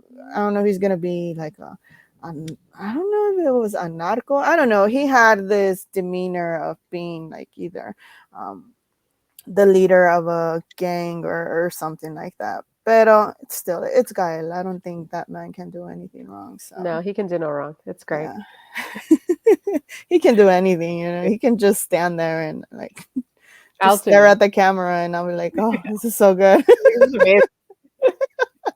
Yeah. Just read out a book or something, and I'll just be like entertained. He should do that. Audible. Oh, say. One of the things that that we were thinking about here. Well, actually, it's interesting that you said that, because before I decided to do a bracket bit with our guest from earlier, I was actually going to do a top J-Lo movie bracket bit with you, Rosa. So you got saved. I was about to do that because I was like, "Ooh, we're going to talk about the J-Lo trailer. We should do what Rosa's favorite J-Lo movies would be." I mean, it would be probably pretty clearly Selena, right? Her favorite film? No, your favorite. Yeah, J-Lo. I'm sorry, my favorite J-Lo film. No, it would. I think it would actually be Hustlers. Okay. Yeah, I like that performance slightly better than Selena. Okay. Yeah. What about you, Sophia? What's your favorite J-Lo? Oh, that's hard. That's hard. Favorite J-Lo. Don't put me on the spot. All I can think of right now is Hustlers as well, because that's the latest, and it was just her at her like boss bitch peak. So but I The do love Cell a was good badass. The Cell was badass. I'm not gonna lie. was badass. Yeah. I don't know. She's so good. Let me pull up her IMDb. I'll get back to you. You know what? She's got a pretty lengthy filmography. She really does. Yeah, she has Selena enough, where she's she's any music planner. video, violence, any music video circa the Mark Anthony days. Made in Manhattan, Anaconda. I remember her as a fly girl from In Living Color, obviously. So yeah, she's got a nice filmography. The mother looks good. She looks badass in it. I'm looking forward to that. Yeah. And then one of the other things that we had talked about also was the fetishizing. Mm-hmm. One of our, Pedro Pascal, fetishization of Pedro Pascal. Basically, I'm trying to pull up this bit here, but there was a interview that he did where it's like the new thing with him, like he's such a thirst trap that people were coming up to him and making him read tweets that people had written about him that were basically just sexy, right? And there's at one point, and I think I had it as a tab a while ago, where this interviewer comes up to him and says, "Could you read this out?" And it was something like, Pedro Pascal is daddy's stand on my neck type deal, right? And he took a look at it and he was like, "No, I'm not reading this," So there was an article written a couple of days ago again about, like people do with Asian actresses or things like that, the hot Latino male, I've been through it, I understand it. Okay. But Pedro probably gets it on a higher level. But Rosa, do you want to expand a little bit about that? What are your thoughts on this subject? Yeah, I think the article was interesting, and I'm slightly conflicted on it, porque from one side I understand how it can be it can go to such extent that it crosses boundaries, and it goes to people approaching him and him thinking he's going to be interviewed and he wants to promote whatever he's working on, and then people are just going to be asking him to read these tweets or to say something just to catch it. And I understand how that can be uncomfortable for him, and how that definitely distracts us from the great actor that he is. I think he definitely has some decent acting chops, pero I'm conflicted in the sense that I had the opportunity to read the whole article, and I think it was written by a friend of mine, and I love her and everything. Pero Aiko, right? Aiko wrote that? Aiko, yeah. And she talks a lot about how this further enhances the stereotype of Latin men, and so on and so forth. And true, I can see that, pero it also talks about it makes a lot of references to race, which is something that kind of threw me off, stating that a lot of white women are the ones that are making these comments or asking them these questions and so on and so forth. I'm like, hey, us brownies, we're doing it too.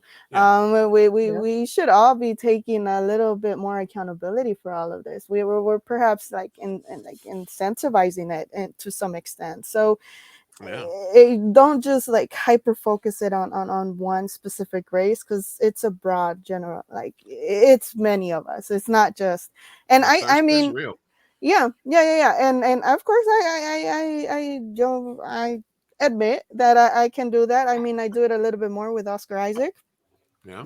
Pero I can understand how, pero también at the same time, if I were to meet them, that's not what I'm going to be asking them as much as I want to. You have to be professional. You have to keep that level of professionalism, especially if you're interviewing them and if you're talking about their work. So in that sense, the article certainly did hit a lot of points that I did agree with. Pero deflecting it just to a specific group of women, like, no, there's a lot of us out there. So let's just take some accountability and try to bring attention to this, pero tampoco be like, oh yeah, now everybody's doing this. Perhaps we were the ones that started. That's like me saying, I'm tired of people thirsting after Ana de Armas. Leave her alone. I can't say that.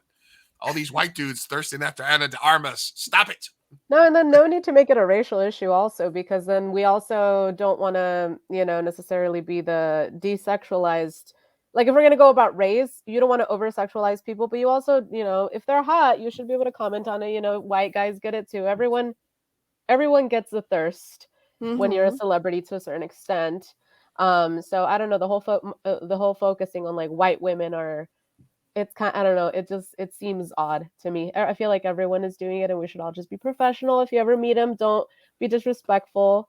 The guy's hot. Like, get over it. I'll play the clip just to give us a little context. Okay, yeah, please. You could read a few thirst tweets that the internet has for you. You can read them to camera.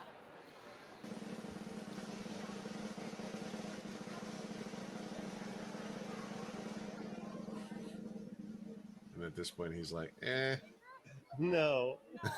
For your enjoyment only. Thank you. Have a good night. He's like, but see, that's fine. I feel like, okay, that was not mean at all. I'm sorry, but he said no. She was like, okay, thank you. Like, what? There's a whole segment in, what is it, Jimmy Kimmel or whatever, where it's like reading thirst tweets. Yeah. Or reading mean comments. Like, it's a segment. People do this. I don't know. Entertainment interviews are weird.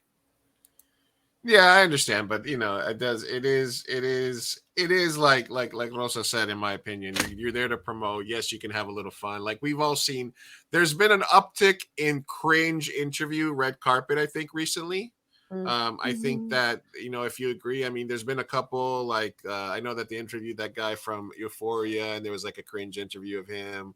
There's either people that are like super media trained on both sides, and that always know how to answer and then know how to ask questions. And not everybody is as talented a question asker as myself and Sophia, but it's also, there's a lot of people out there that are interviewing people because they have followers and because they have, because of their Instagram or TikTok counts, and not necessarily because of their skill or understanding. So the more you get at that, you're going to have more awkward kind of cringe moments like that. So I think it's cringe. And yeah, it speaks to maybe a bigger issue of fetishizing, fetishization. Yeah. But also let's not freak out about it. Can we agree? Yeah, I think so too. And then also, like, I think that fetishization is a problem when it belittles and dehumanizes the person's talent. But sorry, but I went to college. I went to college. But I think, and devil's advocate here, I don't think it's what's happening here. I think he's an incredibly talented actor, and he is getting his roses as well, as well as being fetishized and thirst trapped. But I don't think it's like a severe case as Salma Hayek in the early 2000s, late 90s, where it was literally like everyone was just like, boobs, Salma. Like, no one talked about her acting. No one thought, like, she was just cast to be the hot Latina. He's actually getting to, flex his muscles, and he's a great actor, and kudos to him. So look, he gets to be in The Mandalorian, and he doesn't even have to show up on set. Exactly. He said it. He doesn't. He's never taking his mask off again. Yeah. All he has to do is go in for probably 2-3 days, do the voiceover work, and he's on 2 hit TV shows at the same time. Yeah. So, maybe don't over fetishize the guy, but at the same time, I think, I don't know. I don't know what point I'm making. He's hot. He's talented. Good for him. I don't know. Is it still the cold medicine talking, or is that still you? No, that's just me at this point. Sorry. They try to trap them with the LGBTQ questions, so right there on the spot, they could potentially lose a large percent of the virus of the answer. Sometimes they do. What was the question? No. In terms of for celebrities, where they try to trap them with kind of gotcha questions and stuff. Yeah, what do you think about trans rights or something like that? That immediately is if I say yes or no, I'm in trouble. Mm-hmm, yeah. Mm-hmm. All right, and one more thing we wanted to talk to Rosa about, which was her tweet that I responded to, which was... Ooh, what's she say now? Ooh, Rosa got spicy. No, I know. There was these happen on Twitter once in a while where there'll be a list of directors and then people will copy and paste it and add their favorite film by that specific director. There was another one coming around and most of the directors were all white. So we... Rosa made her own tweet thread, which was basically she picked, I think it was 10 or 12 Latino directors, and she noted her favorite films by each of them. So we have Children of Men by Cuarón, which is one of my favorite movies. I think that was the only one where my list and your list matched. Guillermo del Toro, Cronos. Amores Perros, which actually was showing at the festival this past year. They were showing it at 9:45, and it sold out. They played Amores Perros at 9:45 on a Thursday, and it was raining, and the theater was sold out. Yeah. So you can tell that movie still has a lot of Parallel Mothers, Emma, Fantastic Woman. That made a cool festival run a couple of years ago. Desperado by Robert Rodriguez. Yes. Sophia, do any of these stack out to you? Do you disagree with some of these filmmakers on your favorite movie by them? Can you zoom in a little bit? I love Desperado, love Amores Perros. I need to watch more, honestly. What else is new? Sophia needs to watch more movies. Sophia needs to watch more. Rosa, I saw Marcel the Shell this week. Okay, are you proud of me? That's right. I was looking forward to your thoughts. I cried. I laughed. It was beautiful. It was an innocent film with a great message. I don't know what to tell you. I loved it. Yeah. Love it. It was the Ted Lasso of movies about inanimate objects. Yeah. It made me about a shell. Jesus. Rosa, what kind of reaction did you get to this, and why did you feel like it was necessary to sort of put that out there? Yeah. Well, to make I always feel like I'm just screaming in the void. Porque every time I see these type of tweets, of course, all you see is Spielberg and Scorsese and Tarantino. Kubrick and and Nolan and Tarantino and the same dudes. I mean, granted, half of these dudes are also white, pero son Latinos. But I was like, you know what? I'm just gonna try to change it up a little bit because I'd like to know what people are people out there like. Not that many people actually retweeted, and those that did were very minimal. They only I think they only gave Cuarón, Del Toro, Iñárritu, maybe Rodriguez, and Nava, pero the other ones, even Almodóvar as well. Almodóvar is pretty cool. Yeah. Pero Larraín, Lelio, and Martel, a lot of people don't know who they are. Pablo Larraín, Chileno director, and also Sebastián Lelio, another Chilean director. Lucrecia Martel, she's Argentina. How did you not put Eugenio Derbez? How dare you? Eugenio Derbez, right? And then Carlos López Estrada, he's just recently one of the new ones that's coming up. But yeah, he also directed, what is it called? Lelio's pretty new too. Who? Lelio. Sebastián Lelio? Yeah, well, no, I mean, A Fantastic Woman is a recent movie. I mean, Yeah, it is. But he's been directing a lot. Actually, the last movie he did came out last year, Wonder, starring Florence Pugh. And with La Reine, the last one he did was Spencer, starring Kristen Stewart. So they're out there doing good movies, but not a lot of people are highlighting them as. Yeah. Because I like Jackie a little bit better myself. Oh, better than Emma. Than Spencer. Spencer. And Spencer, yeah. Spencer, I didn't have an issue with. A lot of people did, and I get it. I understand why, but. I liked it. I just like Jackie. I love Natalie Portman too. So I like Jackie a little bit better. Yeah. Did you watch Jackie, Sophia? You should watch. I did not. I did watch Spencer though. I really loved it. No, absolutely. Yeah. Well, like I said, there's a lot of talent out there, and people that call themselves film buffs also sometimes stick to those, like you said, Like how many times am I going to tell you, Hard Eight's my favorite, movie by this guy, and and I like, Jackie Brown is my favorite Tarantino. Like yeah, I liked it a little. I think like a year or two ago there was like an all female director list that I really liked, and so I really think that yeah, I mean, like you said, you could scream into the void, you could do something about it. You chose the latter, right? So you just kind of put it out there into the universe. And out of everybody, like Gregory Nava, that guy's been around for a while, and he's directed some of the most iconic Chicano or Mexican American films, and rarely is in the conversation of anything, to be honest. Only unless we're talking about Chicano cinema or Mexican American cinema. Pero yeah, I love what you did. Yeah, well, I love Children of Men. Pacific Rim is so good. Birdman. It is. Birdman. Volver is one of my favorite movies too. That's an awesome movie. Jackie, I like better. Fantastic Movie was really good. From Dusk Till Dawn by Rodriguez, and then by Luis Martinez, Slapworthy. That's my my favorito. And my family again, man. There's so many good. Yeah, there's so much talent. So go out there and watch some more movies. Sophia. Yes, I'm trying. I watched Schindler's List this week, Marcel the Shell, and then I'm sorry, I rewatched Pulp Fiction. It was just a comfort film for me. Okay, I'm sick. I'm sick. I watched 3 movies, you guys. That's a lot for a week for me. I rewatched those movies. All right, so here I have. I watched the Truman Show too for the first time. Oh, I did. There you go. How'd you like that? Loved it. Yeah, totally. I understand more references now.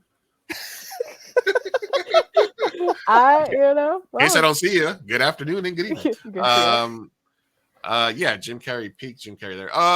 Yep. Rosa, I want to ask you a question about Killers of the Flower Moon, because this is for like 2 years now. This is the only picture that we've gotten. Yeah.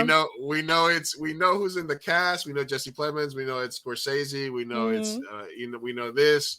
We know the story that it's about, but we've gotten one fucking picture. How excited are you, or are you sort of like just? How do you feel about all the secrecy and stuff surrounding this? Are you excited for it? I have a certain level of excitement, not as much as other film buffs will have, just because it's Scorsese. I think it's gonna be doing a premiere at Cannes, if I'm not mistaken, and it's isn't this like almost 4 hours long? Yeah, it's supposed to be like 352. 350, 340. Yeah. I don't know, man. That's a little. I get it. If the pacing is well, I mean, it's Scorsese. I guess you can't doubt that, man. He's one of the masters. But it does come in a little. As long as there's no de-aging technology, I'm okay with it. I'll watch 4 hours of Scorsese. Yeah. There you go. Oh, that's awesome. I don't know if there's any more pictures out there. I just all I know is that it's gonna be premiering at Cannes, and that it's very long. That's it. Yeah. But I have heard nothing else. Has DiCaprio been in anything since he won the Oscar? Since The Revenant? I'm sure he's done some stuff, right? Yeah, Don't Look Up, right? Yeah, Don't Look Up. Don't Look Up, which was really good. So that's kind of what I wanted to talk to you about. Was there anything else that's coming out this week or that you've seen recently that you wanted to touch on? Mm-hmm. Oh, that's coming out this week. Well, I think I'm not big on horror, but I know like the Pope Exorcist is coming out, and I still want to go watch Air. It's still on my to-do list. Evil Dead And Rising too, right? Evil Dead. Is the new Evil Dead coming out? Yeah. Yeah. But like, it has good reviews. It's doing very well. Yeah. I mean, critically speaking. Yeah. The horror stuff it seems like, man, we're in a horror resurgence right now. Resurgence, yes. So Yeah, that's why, like, you can think about it. If you have a horror movie out there, it's time to go out there and pitch it. We might need to make a horror comedy here pretty soon. Yeah. We do need new horror. I feel like it's all old films that are being, rebooted, redone. I don't know. Yeah. Scream was awesome though. I did watch that as well this week. Which one? Scream. Oh, the new one. All right. Yeah. What do you? I want to ask you one other thing, Rosa. What do you think the next big? Well, all right, let's put it this way: if you could bring one video game franchise to the screen, which one would you pick to be the next one? Oh, video game. Well, my video game knowledge isn't the best. So Candy Crush, the movie. Candy Crush, yes. I'm good with that. Yeah. Farmville, the movie. Remember that Snake game? Oh my god. Farmville, the movie. I can see it. I can see it. You know what? I generally don't know. Because all the ones that I used to play already have some form of adaptation. I mean, Mario Brothers is the one I used to play the most. Sonic, Mortal Kombat.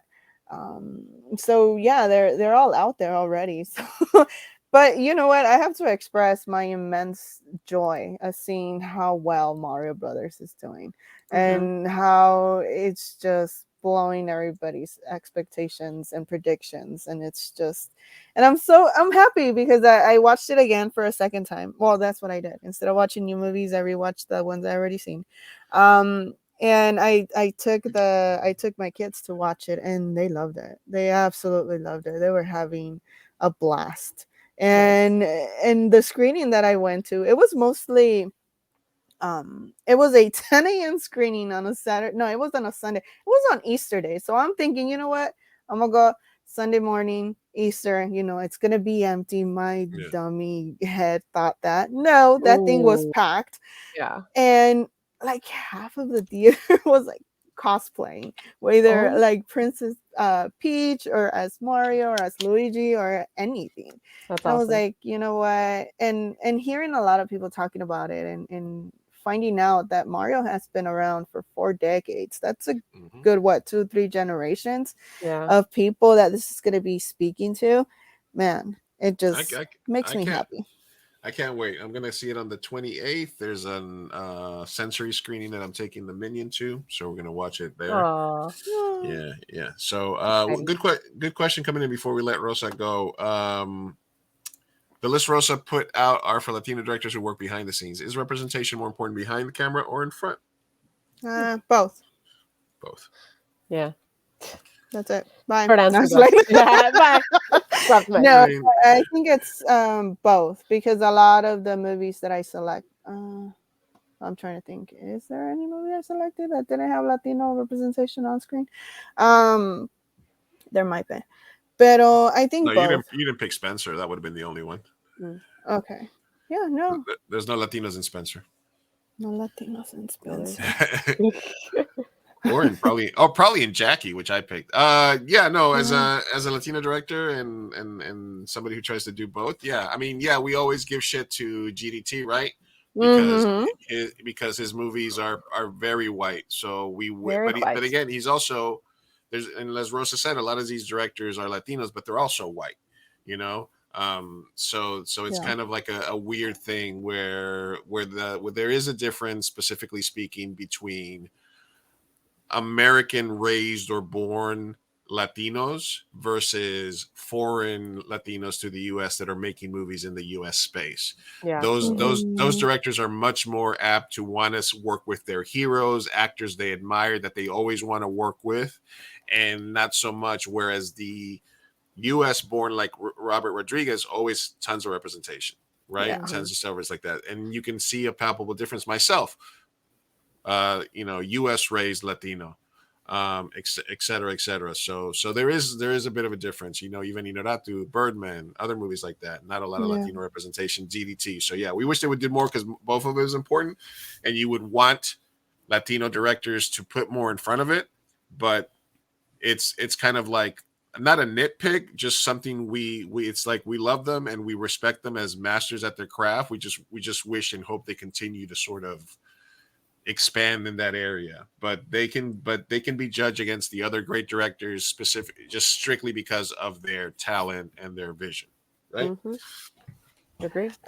I used to be, I'm gonna be completely honest with you, and I've changed perspective on this. I used to be very vocal about Guillermo del Toro and of course Alfonso Cuarón and Alejandro González Iñárritu when they were doing their movies here. Like, yes, you had the Harry Potter films, you had Children of Men, and then and you had mostly white cast. But I came to the realization that yes, everything, no matter who is in front of the screen, we are viewing it through a Mexican perspective. And I would hate to impose my expectations upon other directors. It's like me telling you, Luis, hey, you know what? This is what I want to see on screen. This is what I want to see from a Latino director. And then telling you and giving you a list of everything I want to see. No, you should be allowed to go out there and do what you want to do without necessarily the burden or having so much pressure from the community. And if the community is in such urgency to go out there and see themselves represented, then go do a film and do it yourself. And and a lot, because at the same time, yes, let's say Iñárritu, he has done Babel and all these movies, but he just did Bardo too. He went back to Mexico and he did his film. Roma as well. And Roma, yeah, with Cuarón. And I'm pretty sure it's just a matter of time before Del Toro does something. If not, then I'm still going to go out there and watch it because he's just a visionary that I wholeheartedly admire. And if he doesn't do anything with Latinos in it, I'm not going to be too pushy on him either. So, yeah, it's just, yeah. I'll be pushy for you. Don't worry. Hey, you know what? You Rosa walks so we can run. So exactly, yeah. You don't got to do any of the pushiness. We'll do plenty. Don't worry. All right. Okay, let me just put this follow up and then we'll let you go, Rosa. One of my favorite Cuarón movies is Gravity, but it stars two white people, Clooney and Sandra. Would you rather Gravity be directed by Michael Bay, but stars even Longoria and Pedro? Hey, great questions today. Great questions, by the way. All right. So I would not want Michael Bay I wouldn't take Michael Bay over pretty much any other director. Yeah, Michael Bay? Why him? Michael Bay. But if we're asking the question, I think no. I what I've always felt as a director is that you have to create your art. At the end of the day, it's your art. You're the one that makes the decision. We just hope that these people are going through this process of thinking about it, from a different point of view during their casting. It's Cuarón's movie. It was awesome. And like we said before, the movie maybe doesn't get made without Bullock and Clooney, right? So if he's like, I want to make this movie, it's all green screen, it's this scale. Yeah, and I want Eva Longoria in it. They'd be like, I don't know if Eva Longoria or Eva Mendes is opening up a movie. I don't know if Pedro Pascal is opening a movie. Now he would. Now maybe, but this is what, like 8 years ago, 8 years ago. So it's a collaborative art, and it's a mix between wanting to get your movie made, having the budget for it, and those decisions. So that's another aspect of it that these directors, like I said, you don't get to make the movie without putting some recognizable talent that's going to open. That'd be my opinion on it. Yeah, I would also go with no. For everything you just said, and it's it's Alfonso Cuarón, and you have what, in my opinion, and with all respect to Mr. Dickens, but one of the best cinematographers in history with El Chivo Lubezki. So whenever he works and he's behind the camera, I'm always excited to see what he does. And so no, because to some extent, then it starts to feel, in my humble opinion, it starts to feel forced. They're just there because they are Latinos. and for the sake of checking off the diversity box, quote unquote. Y a veces when that's too forced, it doesn't sit well. Got it. Yeah, I that agree. makes a lot of sense. I agree. All right, guys. Well, we've been live here with Rosa Parra. She is our brand new entertainment correspondent. She's going to be with us weekly to talk about what's going on in the world of entertainment, to knock out some tabs with us, and to be an official part of the show moving forward. So thank you once again, Rosa, for stopping by tonight. Yeah. Anything else you'd like to add on, Rosa? No, nothing else that I can think of. I don't think I have anything going on in terms of reviews or anything like that. This is a pretty slow week in terms of releases and such. So no, nothing. And thank you guys again for having me and staring at my little Chihuahua picture for almost an hour. We'll be I'm looking convinced forward to what your face actually looks like now. You know what? No, this Chihuahua picture is like 10 times more gorgeous than my face will ever be. Please. We'll look forward to talking to you as we get closer to the summer movie season and et cetera, et cetera. So, Rosa, we'll be talking to you soon. Thanks for stopping by. See you next week. All right, guys. Bye. Take care. Bye. Peace out. All right. Love it. Love it.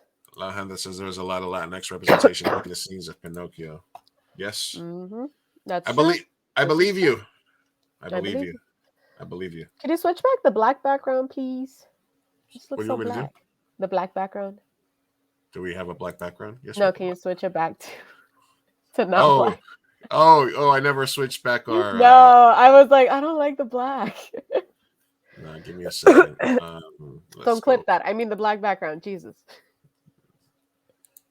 All right, there we go. Thank you. There you go.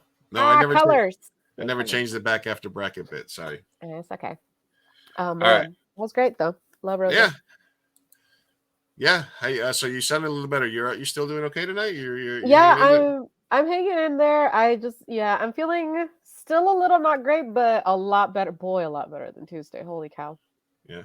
Yeah. I had body aches that day. Yeah, now you still got a cough, but yeah, I have a cough. Now it's more of like a, over the neck up symptoms. Before it was like full body symptoms. This is bad. All right. Well, we just have a couple of tabs here to knock out. We'll do No Namez Wei, and then we'll get out of your way. All right. We got some No Namez Wei. All right. Here. All right. All right. And then listen, let's promote a friend here. We have ShannonAntonDesigns.com. A friend of mine has a custom Etsy store. She does all kinds of cool little tchotchkes and keychains and little things like that. She sells them there on Instagram. She's got an Etsy store. That's kind of a risque picture, though, with all the handcuffs. It looks like handcuffs, right? Did you think first it was like a handcuff thing? I know you did. What? No. You Maybe thought, a little. You thought these were fuzzy handcuffs.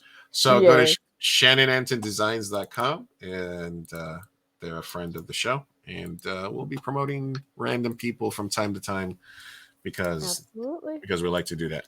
All right. And moving right along, we've done the thing. It's time for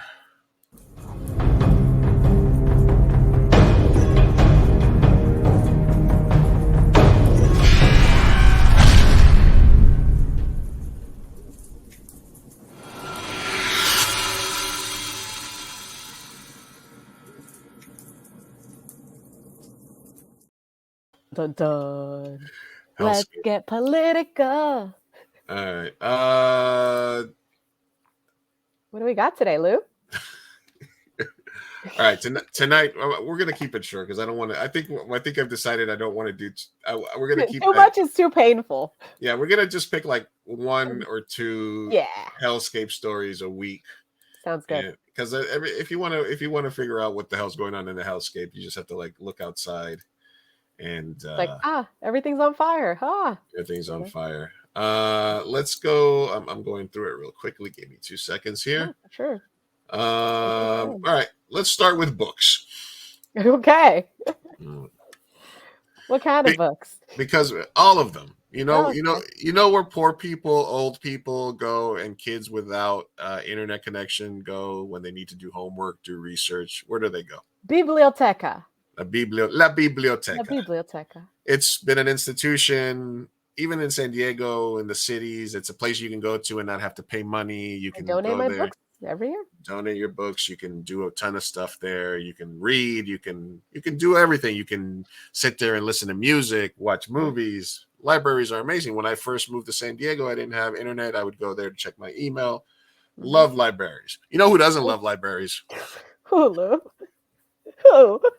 Republicans. They fucking hate them. They fucking hate them. Right. So, all right. So, Missouri House Republicans voted to defund all of the state's public libraries in a proposed $45.6 billion state budget that will soon move to the GOP-controlled state senate.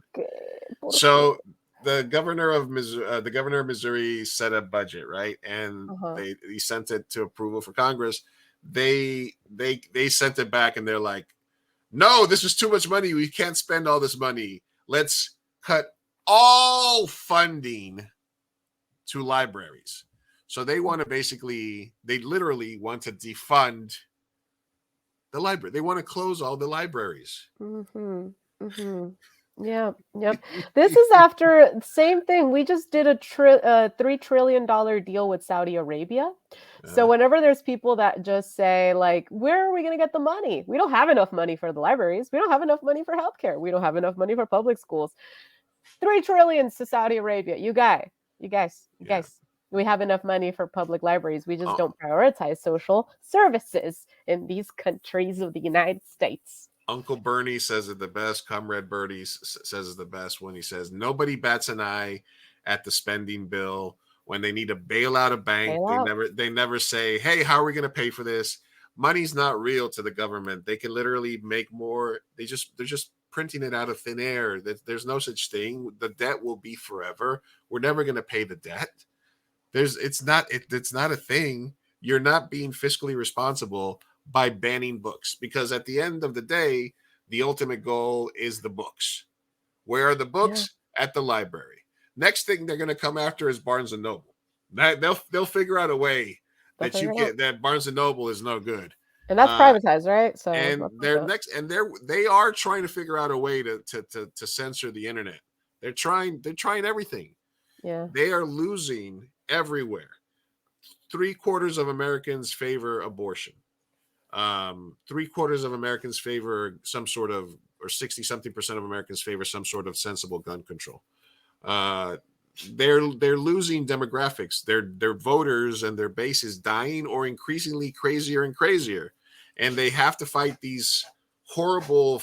They have to come up with these villains to fight, right? So they're going after drag queens, trans people. Anything that's brownish is woke. Yeah. They have to they have to make people believe the boogeyman. They're trying to make it harder for college students to vote. They're trying to control state legislators and Supreme Courts so that even if the majority of people can vote, they're trying to figure out a way that they can just say, no, that vote doesn't count. And now they're going after books. And the way they're going after books is the most efficient way possible. They're trying to just say there's no more thing as libraries. Defund libraries. Yeah. Man, it's scary times we're freaking living in. Man. We are not prioritizing what we should be prioritizing. The middle class is non-existent. All right. We have a lower working class and we have the top 1%. And it's terrible. I don't like it. Yeah, you don't mess with the libraries if you're a good person. Why would you? What? It's a haven. It's a safe haven. Like you said, free stuff. It's just normal community goods. It's a place for kids whose parents work to go somewhere safe after work.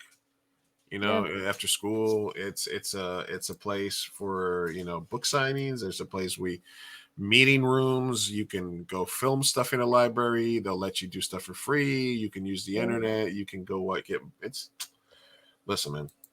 This has happened in ancient Greece, Alexandria. They burned that library to the ground, and let me tell you, Dark Ages followed. Okay.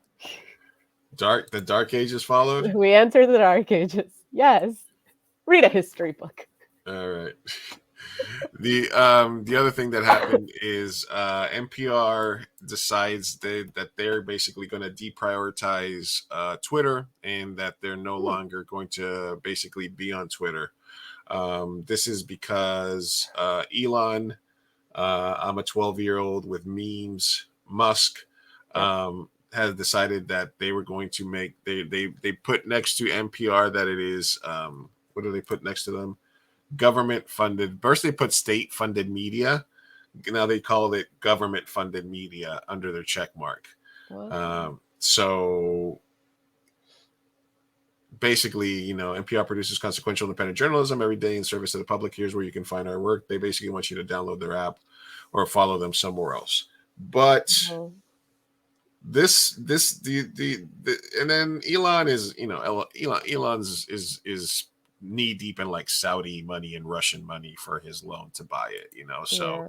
So and then people were like, well, Elon, your companies are basically state funded because Tesla wouldn't survive without government fundings, et cetera, stuff like that. So are you a fan of NPR? Do you think this means anything in terms of? I'm not an NPR stan. I mean, I'm not a stan of like any real media companies, but I do think that there is a very important place for quote unquote government funded media.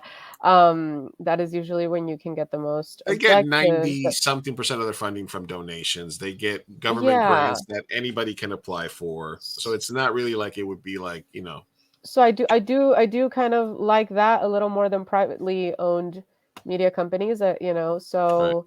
I don't know. And then also just what is he doing with Twitter? And like, not only that, but banning the blue check marks with celebrities unless you pay. And it just seems like the Wild West of Twitter. Yeah, it was supposed to be, here's a tweet that sort of sums that up. It's a Doja Cat. I love the Doja Cat tweet. Tabibi, I'm leaving Twitter because of Elon's decision. NPR, we're leaving Twitter because of Elon's decisions. Elon, my screen name is Harry Balls. And my building says Titter. And it also, the non-paying blue checks go away on 420 now. Ha ha. Because literally it was supposed to be April 1st, April Fool's. And then he pushed it back to 420 for the lulz. And, you know, this guy says, my city is still paying this guy to explore tunnel drilling through the limestone water table beneath our homes. Just amazing. Yeah. So basically, you know, it feels like there's a 12-year-old at the wheel. Yeah, it really does. I still don't know how he has any like Elon stans where they see him as like this, like, you know, genius, like otherworldly knowledge type person. I'm like, he's not an intellectual, you guys. This is he's a rich kid with daddy's money. This is the perfect summation of the Elon Musk slams dick in car door. Musk fans. Masterful gambit. Yes, exactly. This man can do no wrong in their eyes. It's total, I don't know. Yeah. Scary times. No, but where are you with Twitter? Because you love Twitter. But I'm still on there. I'm still on there. Like I said, you can. The thing is that it's interesting is like, because I've thought about blue check marks for like the show and stuff as we grow a little bit more, like just to make it more official. But then I was like, no, because the not having, but because as soon as everybody has a blue check mark, then it loses. I thought so too. I was like, it's literally there's really no reason to have it, because it doesn't even it doesn't certify you. Like if you're like, at least with Meta and the Facebook Instagram thing, they want $14.99 a month. They want $14.99 a month, and it's through a government ID.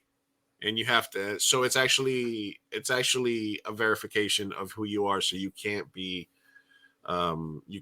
parodied, right? But all the Twitter is $8 a month, but it literally just means that you pay $8 a month. It just proves that you pay $8 a month. Like even LeBron James was like, I ain't paying fucking $8 a month, so people know it's me. So it is changing Twitter. And I do, and every time he does something stupid like this, it does erode it a little bit. But it's just for people that Twitter, there is no alternative. Instagram has never been Twitter; it'll never be Twitter. Facebook there's too many people you know in real life on Facebook for it to No. be Twitter. That's You know, Spoutable, Beehive. There's a bunch of ones that are out there trying to take up that space, and sometimes people will migrate over to them, and you won't see them on Twitter for a while. They come right back. Yeah. You know, because it doesn't have the reach in the audience, and you don't have the direct connection with these people that you do in other stuff. So yeah. So I wish he would have never bought it though. He didn't want to buy it either. He was forced to. No, he was not. He was absolutely forced to buy Twitter. That's the other thing that's the other thing that they say. He said he was going to buy it. He offered a price. Then he tried to back out of it. And then the courts forced him to buy it, or he would have had to have paid like a humongous fine. Oh. So he was literally forced to buy Twitter. But why did he offer? Like, don't. For the lulz, because he's a fucking idiot. He's an idiot. Just don't do it for the lulz. He said, I'm going to buy Twitter and I'm going to change the icon. It was a whole anti-woke thing. Like, I'm going to make it, you know. Yeah. And then as soon as he did that, he realized that it was that hate shit went up. Hate shit went like through the roof. And then he's like, oh, so there is a reason for moderation and this other shit. All the advertisers left. Etc. All that good stuff. Yeah, he hasn't been down. All right, here, moving right along here. But yeah, there hasn't been that huge of a change. Though the original order, the original owners went down, right? Yeah, the original owners it wasn't a private company. The original owners was shareholders. Yeah. So he would be able to sell it, but he'd have to find another individual buyer to send it. He took it private. He can't unmake it private and do another. He owns it all by himself. You know, he's the private owner of Twitter. Yeah. All right. Let's see. Moving right along here. So San Francisco. San Francisco remodeled. So this is before and after of a Starbucks on Castro in San Francisco. This is before the Starbucks, and this is after. So basically, they took out the ability for people to hang out. Oh, what the? Now, this is supposed to be something to combat homelessness. Oh. This is kind of like getting rid of libraries in a sense, where you're getting rid of places that people can hang out for free and do work.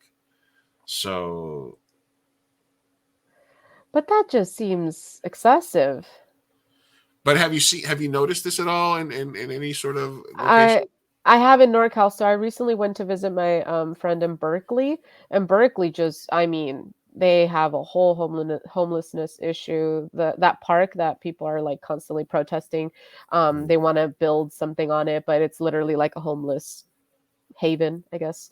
And yeah, no, like everything there is, especially on campus and around campus, it's all super like lock and key so that no homeless people can access anything around there. So yeah, they're very strict up there. It's crazy. But also the homelessness problem over there is like palpable. Like there's people everywhere on the streets. Yeah. So crazy. I mean, it just feels very cold. Like they're either trying to kill off that store because there's no, like now it's like what's the hell's the point? Like you could, you know, and it's obviously clearly in a very gay neighborhood. So yeah. The Castro district, obviously. I love the Castro district, but damn, that's crazy. I don't know. What do you think? Yeah, it doesn't make sense in a cafe. It is exactly right. It does. Yeah, because the whole point is you get a coffee, you sit down. But yeah, like why would I go back here ever again? The homelessness issue is really huge in NorCal, though. It's like, I mean, in SoCal as well, LA, but like just any big city, I guess.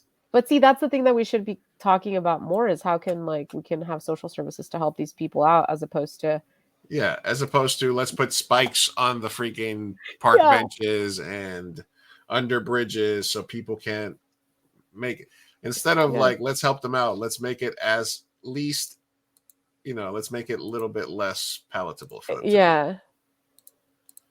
I don't know. We have our priorities just not straight.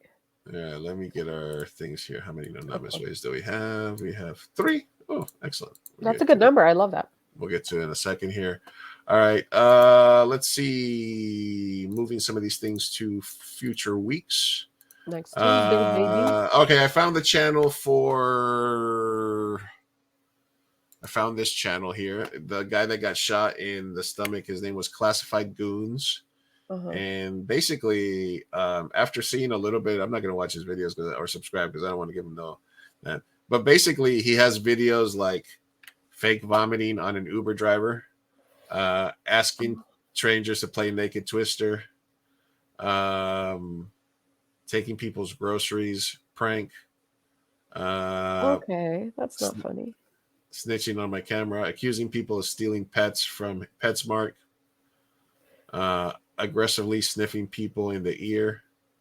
So, oh no, dude, I would if I was a gun owner and he tried any of that with me. Oh my god, dude! I don't. Sir, is it bad to say that I'm glad he got shot? No, I was thinking it. Asking strangers to watch their tone prank. No, dude. He seems like he should be in jail. That's all kind of harassment. Yeah. Don't disturbing the peace. Don't be this. Don't be that guy. All right. Hailey Bieber is officially launching her own cooking show. Just can't handle that wing life. You know what I mean? I know you wanted to talk about the Hailey Bieber Justin. I mean, I don't think this is the time though. That's a long convo. Well, just it seems let's work on it. So, how do you feel about her transition to? Was she a model? No, Hailey Bieber. She is the daughter of a Baldwin. Yeah, she's a Baldwin. That is all she is. But she was modeling, right? That was her thing. I suppose. I guess. Yeah. Well, she was, and then she married Justin Bieber, and now she's doing a cooking show. I mean, good for her. I did hear that there was the Treaty of Versailles, and her and Selena she's got Miss Vagina Candle there. Look at her. What does that mean? Miss Goop. Oh yeah. Fucking what's her name? Gwyneth Paltrow. Yeah. Now, what chance do you think that she actually makes any of the food on the show? 0. Definite 0. But no, I'm just kidding. I don't know. I don't like to, whatever. I wish her the best. I hope that this succeeds. Good for her. Okay, she seems to know how to cook, right? She's doing some of this herself. Yeah. Oh, Selena Gomez is on there. Yeah, see, that's what I mean. I guess they're cool now. They squashed the beef. That's why we needed to talk about it a couple weeks ago, because that was the big deal. Treaty of Versailles has been reached. The Bieber Gomez war has been averted. It has, yep. It ended. They both posted on each other's socials, and I think we're good now, guys. All right, so but you can put the knife away. Yeah, there you go. All right. I got to do more research on that. I'll get back to you on that. All right, let's end on a good note. So Alternate Dimension, Andy's Kickstarter for Accidental Aliens has been funded. Fully? Yes. Yeah, 91 backers, still 5 days to go. So if you haven't already, I'll put the link in it, and we're going to be releasing the podcast with her tomorrow morning.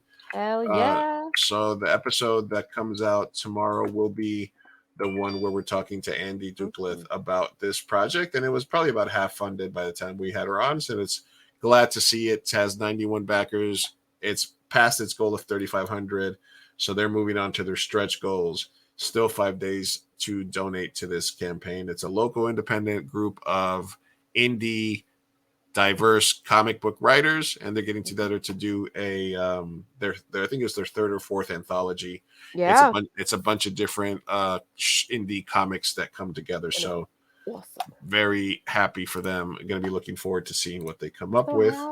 So happy you got funded. Hell yeah. All right, and then here's a short thing here. I found this. This is Monopoly needs new player pieces, and I have some modern ideas. The Amazon shipping box. So remember, what piece did you play with when you played Monopoly? I'm sorry, I'm not a big Monopoly player. Did you use the racing car or the thimble? I think that I've used the thimble a couple times. The dog, the top hat. I don't remember. Probably the top hat. I don't know. Isn't there like a plancha? What's your favorite Monopoly symbol? Leave it in the chat. What's your favorite Monopoly symbol, guys? Why is this a new one? Well, yeah, these are just suggestions. Podcasting, Ooh, podcast. Hell yeah. podcast, like yeah. Ship for Dizzy was Lizzie. And latte. I like those. I approve. Hell yeah. I like the latte. Hold on a second. Did you guys have the story on Walmart closing 4 major stores in minority neighborhoods of Chicago? No, I did not catch that. I will. We'll do some research on that. Probably talk about it next one. If you want to link it, put it. I'll if not, we'll put it in. We'll make a tab for next week. The ship for Lizzie, the car for GSD. A friend of mine is doing this crowdfunding campaign. She's a student at EICTV. Oh, are you talking about for Accidental Aliens or for the Monopoly pieces? Probably Accidental. Probably that would be a small world. I don't know. Oh yeah, small world after all. Let me get rid of the rest of these. All right, guys, let's get into No Namez Wei. Hell yeah! All right, we're gonna look it up. Let's see. No Namez Wei. No Namez. I like the racing car myself. I like the podcast one. Del microphone. Now it's time for No Namez Wei. No Namez Wei. No Namez.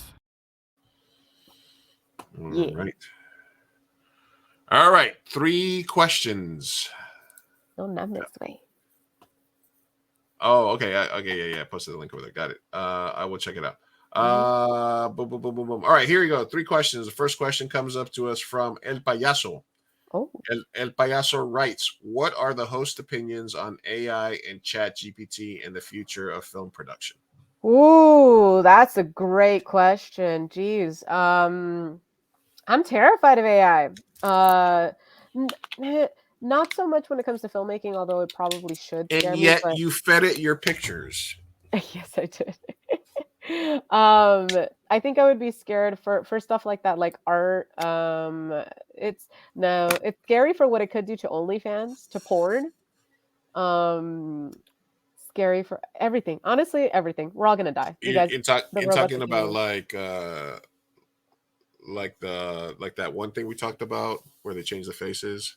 Yeah, because you can literally like construct a porn star, start an OnlyFans. You as Luis can make up any girl. Like you could just use AI to create somebody and create your own OnlyFans. Oh yeah, deepfake, yeah. Deepfakes, yeah. So deepfakes are kind of what with the streamer. And I do get scared of that possibly. Yeah, with Pokemon. Yeah, I do get scared of deepfakes possibly as well with acting. But then again, I don't know. Filmmaking is such a human thing that I don't know. But maybe that's me being naive. Maybe in the future, AI will catch up. So we did a segment on it in Lizzie a few weeks back. We did. Check that out with Dizzy Ms. Lizzie. Was Dizzy on that one, or what was it? I actually don't know. No, it was with the South of 8. I think was it with the South of 8? I don't remember. We got right. Okay. Yeah. But I know we from South of 8. I think we did that. No, it wasn't with her. Yeah, I haven't. It's on my list of clips. It's on the clips. Yeah, we'll clip it out. I'm against AI art. And I do think that, I work in an industry that uses Chat GPT, marketing, etc. They do a lot of stuff like that with customer service and things, but I don't feel that it'll ever, and you deal with it every day. You deal with every day when you go on a website, when you go on Amazon, when you go anywhere that you say, and you hit that chat button and you hear that talk to customer service, unless you give it something that it can't understand, you're talking to AI. You're talking to automated responses. You're talking to Chat GPT. You're talking to something that is looking for keywords. And if you start using a lot of exclamation points, or you start, cursing at it or something, it'll escalate it to a real human. But if it'll try to solve your problem for you without having you talk to a human. So it's already out there, trying to take my job specifically. But so I'm against that from a thing is that I know that, because if we're talking about just like there's the macro, right? And then there's the big picture, which is a species, which is us all living together on one planet. And so, yes, there's technology and we keep getting better at it and we keep doing more of it. And the more research you think, the more you figure out we can do this, we can do this, we can do this, we can do this. But at some point you have to think about it as like, well, where does that leave us?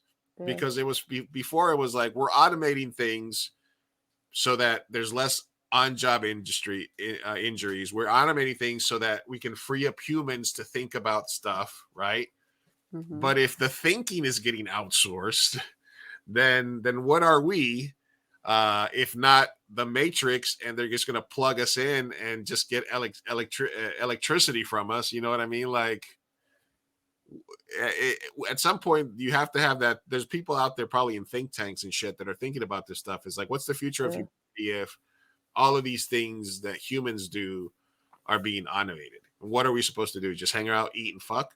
I mean... we could. Everyone would love that. The problem is, everyone still has bills to pay, but they're not going to have jobs. Yeah. So what's going to happen? So then we're going to go. It's everything. Everybody's government subsidized. Like, we're just giving me a check to be a consumer. So now I'm not even really a member of society. I'm just a consumer, and I'm being given the sustenance so that I may pick. So now the AI is doing research with me so that it can be more human. It doesn't. It doesn't make sense. Now, as far as filmmaking goes, I love it because one of the things that is the most unless you know somebody or you know an artist or you can be an artist yourself, is one of the things that I do the least as a filmmaker is storyboarding. Yeah, storyboarding is expensive because you got to get an artist and you have to pay them. And you have to, unless you know somebody, and it's really like a lot of work to storyboard something. Yeah. The filmmakers that do that really have a leg up.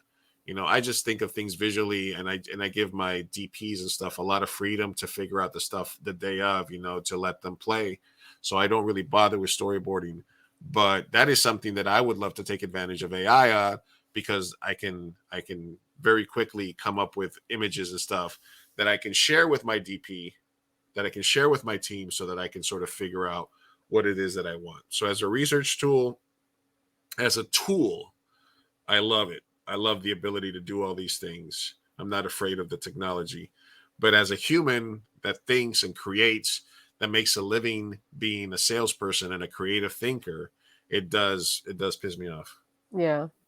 The Disney Music says, don't they have AI making scripts now? We did talk about that on that episode, which we'll be clipping. I believe we went over like a script, and it was comical. Yeah. It was an early one from a few years ago. It was the I made an AI bot watch a bunch of Olive Garden commercials and write a script for an Olive Garden commercial. Yeah. And That was funny. like, yeah. All right. I'll have the nachos extra Italian or something like We'll that. have to come up with that clip since it's topical. But Secret we did sauce. talk about it a lot. That sounds like the Wall-E universe. Absolutely. It does. Yeah. Absolutely. All right. Next question here comes from Concerned Daughter. Here, let me get a sip of water for this. Oh, no. It's going to be a long one, folks. All right. Concerned Daughter writes, I'm in my 30s and my mom and dad have been together for like 45 years. I am one of the younger children. Okay. The other day I went to the gym close by my parents' house because I was planning on stopping by afterwards for dinner. The parking lot was very full as it shares spaces with an office park, so I had to park towards the back. When I got there, I noticed my mom's car and drove towards it in case my mom was coming or going. As I got close, I noticed that the other car next to my mom's car had its door open and someone was sitting in the driver's seat with the door open. And my mother was standing in front of that person with her hand on their shoulder and his hand around her knee, leg, rubbing it up and down. Okay. I freaked out and drove away before she could see me. I didn't see her do anything, but I think she might be cheating on my dad. What should I do? I killed time and made it to dinner and everything seemed fine. My dad even asked her how the workout was and mentioned she had been doing much better since starting to work with a trainer. Again, what the fuck do I do? Oh, you need to talk to your mom. You do. You need to be like, Mom, what's up? I saw this. What's going on? And then when she tells you the truth, you gotta, I don't know. That's when you make your choice. I don't know. What would you do? I would talk to my mom. I don't know. Does it make a difference that she's a daughter and not a son? No, because I think if if it was my friend, for example, and it was their significant other, I would go straight to the friend because that's who I have the alliance ties to, right? But it's my parents. I want them both to be happy and okay, and I want this to go about be in a healthy manner that this, happens. So I would talk to the cheating person first, just to be like, "Hey, what's going on? I saw ya. Tell me." And then if they admit to cheating, then be like, how are we going to go about this? Because you're hurting dad and that's messed up. And if you don't tell him, I will, type of deal. You can watch The Fablemans talk to your mom. Yeah. Basically Yeah. The Fablemans. Yeah, no, I was just curious, like, if it was like, because I know from myself, I didn't catch like my dad cheating or something like that. But I do remember, like, later on in my life, they were drinking and he was telling stories about this thing where he was with this chick, and I was like, oh, when was this? And I was like, wait, you were married to my mom back then. Okay. And I remember being like retroactively mad at that, right? Yeah. So I'm just wondering if it's mom to mom versus I saw my dad and he was with a chick, if it makes a difference versus I saw my mom, back and forth, but I'm pretty sure it's probably about the same. It's about the same. I think it has to do with age too, because I remember when I was little, we caught my dad cheating, and then we immediately told my mom. Well, not cheating, but like, we would always tell my mom, "Mom, we met dad's mistress." Mom, blah, blah, blah. We would always tell her. She would hate it, but it was also because it was comical how like blinded she was. She didn't want to listen, so it'd be like, "Mom, yeah, he's cheating anyway." Right. Mom, yeah. So yeah, but we were kids. Yeah, that's As adults, I think I'd be like a little more, hey, let's sit down as adults. Talk to your mom. My only other piece of advice might be, I don't know, like maybe just sort of hang out a little bit more and just try to catch a vibe of what your mom and dad's relationship is right now, because you never know. They're separated. Yeah, they could be separated. Maybe maybe that's an understanding. Because if you're like if you're 30 and you're one of the youngest kids, then that means they've been together for, you said, like 45 years. They got to be like in their 60s or mid 60s. They got to be, maybe they're getting freaky. Are you in Florida? Check to see if they have a scrunchie on their. Oh my God, the scrunchie story. Yeah. Check to see if they have a sponge on the back of their car. They might be swinging, and they might be. Maybe you never know. You never know. But yeah, the best way is to just talk to your mom and be like, "Hey, I think were you at the gym the other day? Because I kind of saw you. Yeah. Or just say that. And she'll tell you. You won't have to tell her what you saw. Just say, "Hey, I saw you in the parking lot at the gym the other day. I was in a hurry, or else I would have stopped to say hi." And then she'll know. Wait, did she see me? And then she'd be like, "Oh yes, I was with my trainer, and also he fucks me." Yeah. And I'm like, okay, does dad know? Is he cool with it? She might. I mean, she might. She's keeping it together. She's going to the gym, and she's got a nice 30-year-old trainer dude. Hey. I would open it up at that point. Listen, but pineapples, yeah, pineapples. Who's? Ask your mom. Talk to her mom, please. Talk to your mom. All right. Good luck, concerned daughter. All right. And the last one comes to us from Birthday Wish. Birthday Wish writes, my girlfriend offered me butt stuff for my birthday because we joke about it, but I have no desire to explore that area. How do I politely turn that down and ask for a threesome instead? Well, like that? By saying no, thank you. Can I have a threesome instead? Wait, how? If you haven't shown interest, why would she offer? Is my thing. Well, I mean, I don't know. We're assuming it's a male, right? Says, my girlfriend offered me butt stuff for my birthday because we joke about it. Okay, so I'm assuming he's like, oh, when are you going to let me, explore the unholiest of holiest? Yeah. Right. And then she's like, oh, never. And then all of a sudden she's like, hey, your birthday is coming up. Guess what? You're getting anal. Oh my God. Whoa, listen, you know what? The gift that keeps on giving, I guess. I don't know. I'm so sorry. I assumed the anal was penetrating the man, not the woman. I'm sorry. Okay, yeah, this makes a lot more sense. Yes. Yeah. Oh no, the women. I thought pegging. I went immediately to pegging. I was like, why would she offer to peg you if you weren't into it? That's weird. That's your bi curiosity coming out. It is. I'm sorry. That's a very bi response. Got it. So anal on the woman. Got it. Yes. I'm sorry. Okay. Yeah. yeah, because it also makes it like, oh, we always joke around about her doing stuff to me. Got it. Exactly. I thought it was like a Oh yeah. for your Oh birthday. yeah. I'm gonna I'm anyway, gonna, whatever. Yeah. Okay, We're gonna make. so She said, "I'm gonna make you my bitch for my birthday," and he's like, yeah. "Oh no, It's no, like, thank yeah. you, no, thank you." Like No. like Deadpool, International Women's Day, you know? Oh yeah, yeah. Okay, no. She offered him the butt. The butt, and he's like, I'm actually not that interested, but he wants to. But the thing is, he wants to switch it to threesome, which is unrelated. That's like going from like coach to first class. Yeah, so that's hard. Yeah, that's going from like that's like the difference between getting upgraded to like exit row to first class. Yeah. That's a tough upgrade. Well, the butt thing, I feel like just let her know, like, you know, that's actually like it's a joke. Like it's not something I'd be super into. I've seen how you eat. Like I feed you. I know what's coming. I know it's going in. I can only imagine what's coming out. I don't know, man. I would just because my ass, I'm this blunt in my real life. So I would just say, what about a threesome, babe? But I know that can get a lot of men in trouble. So. Yeah. I don't know. Is the girl there's curious no right at all? way. There's no right way to ask for a threesome. No right way. No. I will say the best threesomes are had with women that are actually into women. So if you want a threesome with 2 women and she's just super straight and super monogamous, don't even try it. Don't even suggest it. Yeah, we've talked about this before.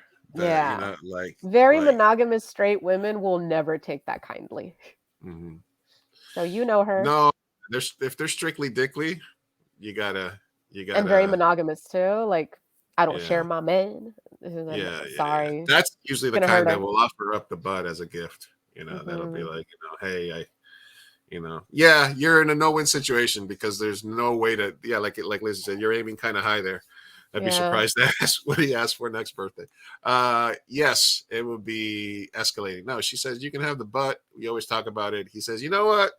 No, but you know what? What I would like is your sister. No. Oh my God. and then when she says no, then you're like, all right, how about just me, you, and a random? Oh my God. Right? No. Totally. That's exactly how it goes. Because you have to, the only way you can make the threesome plausible is if you have to go above and beyond, you know. Yeah. Also, I would say a threesome is not something you want to coerce somebody into. And I don't mean it's coercion by a birthday gift, but if it's not something that's coming from her end, it's not something you want to be in, trust me, because this is going to be awkward. Coming from someone who's been in many awkward threesomes. They can be awkward, guys. Absolutely. They're horrible. Don't make it awkward. They can be bad. They can be bad. Yes. They can be very bad. They can be no fun. Not fun. Not fun. No. Not a lot of fun. So yeah, take it easy on asking for that. Just, maybe just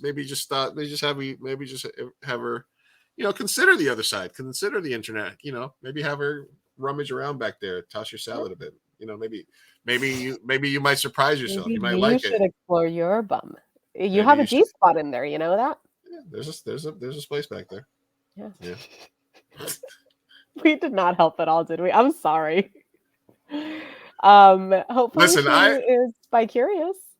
Listen, yeah, it's not like, I don't even know why they make such a big deal of it in porno, but it's not like, I understand. Butt stuff or threesomes? Butt stuff, or threesomes for that matter. But butt stuff, they make it like it's the ultimate. It's not, it's nothing to write home to your cousins about. I've heard that from a lot of straight men. Yeah, like my straight male friends are always like, yeah. I mean, it's but it's not because it's not fun. It's just because vagina is undefeated. There's nothing better than, I do love it. There's nothing better. So it's like, you'd have to get really bored. Yeah. I should call her. Like really, really bored of everything to like, for myself, personal taste is like, I'm not worried about it. This man is about to tell her no butt stuff though, but yes, threesome. I don't know, man. Don't do that. Don't do it. I say depends on the type of girl that she is. If she's bi-curious and not the most monogamous, then I'd say be open. If she's a sex positive female, cool. If she's a very straight monogamous, don't do it. Just don't do it. No, because then you're gonna have an ex-girlfriend and not a girlfriend. Exactly. She'd be like, "Oh, you want other bitches and go away." So all right, guys. All right, we want to thank everybody that joined us today. Jose Montesinos, check out his movie. Lizzie, if you didn't already, check the comments. The movie is Chico and Rico, Animal Avengers, a really, really funny short film. Jose Montesinos, the filmmaker, was on tonight. Rosa Parra, follow her. Rosa Reviews on Twitter. At the Daily Cella, came in prompt. Cool conversation. Yeah. We had a bracket bit. We covered some tags. Go to migenteshow.com, migenteshow.podbean.com, or look for Mi Gente Show anywhere that you get your podcast, including Apple Podcasts, Google Podcasts, Spotify, Amazon Music. Tune in with Alexa. You can say, Alexa, play Mi Gente Show. My Alexa's not working right now. No. But you can do that and it'll find it for you. Samsung, Listen Notes, Boomplay, Podchaser. Leave us some likes, good ratings. Come on, guys. Everything helps. Good pods. We're everywhere. No excuse. At Mi Gente Show, Twitter, Instagram, Facebook, YouTube. The Clips channel, youtube.com/at Mi Gente Show. All the good stuff. I will say that YouTube channel, I think it's currently being, what is that called? Suppressed a little bit. So click the link straight from the YouTube if you can't find it in the search bar. Oh, yeah, because and it's brand new and it needs more activity. So right now, it's if you search it, usually you won't find it. I've noticed. So, but yeah, just go YouTube. Well, the YouTube is adding the @ symbol to all the channels now. So no, even then. So I tried it from different channels and it doesn't come up for some reason. I've tried everything. I added it to the About Me section. I added it to keywords. Still not coming up. So youtube.com, and then you have to go watch it comes up. I hope it does, but at Mi Gente Show. Well, I have it linked, so it should come up. So the direct link is in the IG if you don't, so if you just go in the search bar, if you go through your 2AMB YouTube and you search it, it's not going to find it. Even through users? Yeah. Interesting. Well, fix that, team. Yeah. We'll get click the link, guys. It's growing. You can still find us on all the other channels as well, but that's one of the channels. You'll be able to find us anywhere is the point. All right. We'll be back on next Tuesday. 2 shows next week before we go on vacation. So thank you everybody that's joined us. Brand new episode drops tomorrow with Andy Dukleth about her Kickstarter, and we talk a lot about news. Cool conversation. So everybody, thank you for watching, listening. Thank you for being here. You. Peace Love out. Y'all. Peace out. Hasta luego.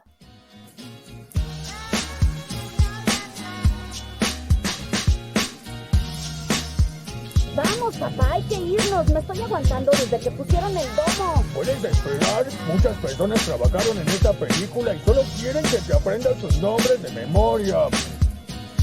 Y yo quiero asegurarme de que ningún animal resultó lesionado durante la filmación de esta película. ¡Listo! ¡Uy, palomitas en el suelo! Espera, parece que Maggie tiene algo que decir. Es su primera palabra. ¿Qué escuela?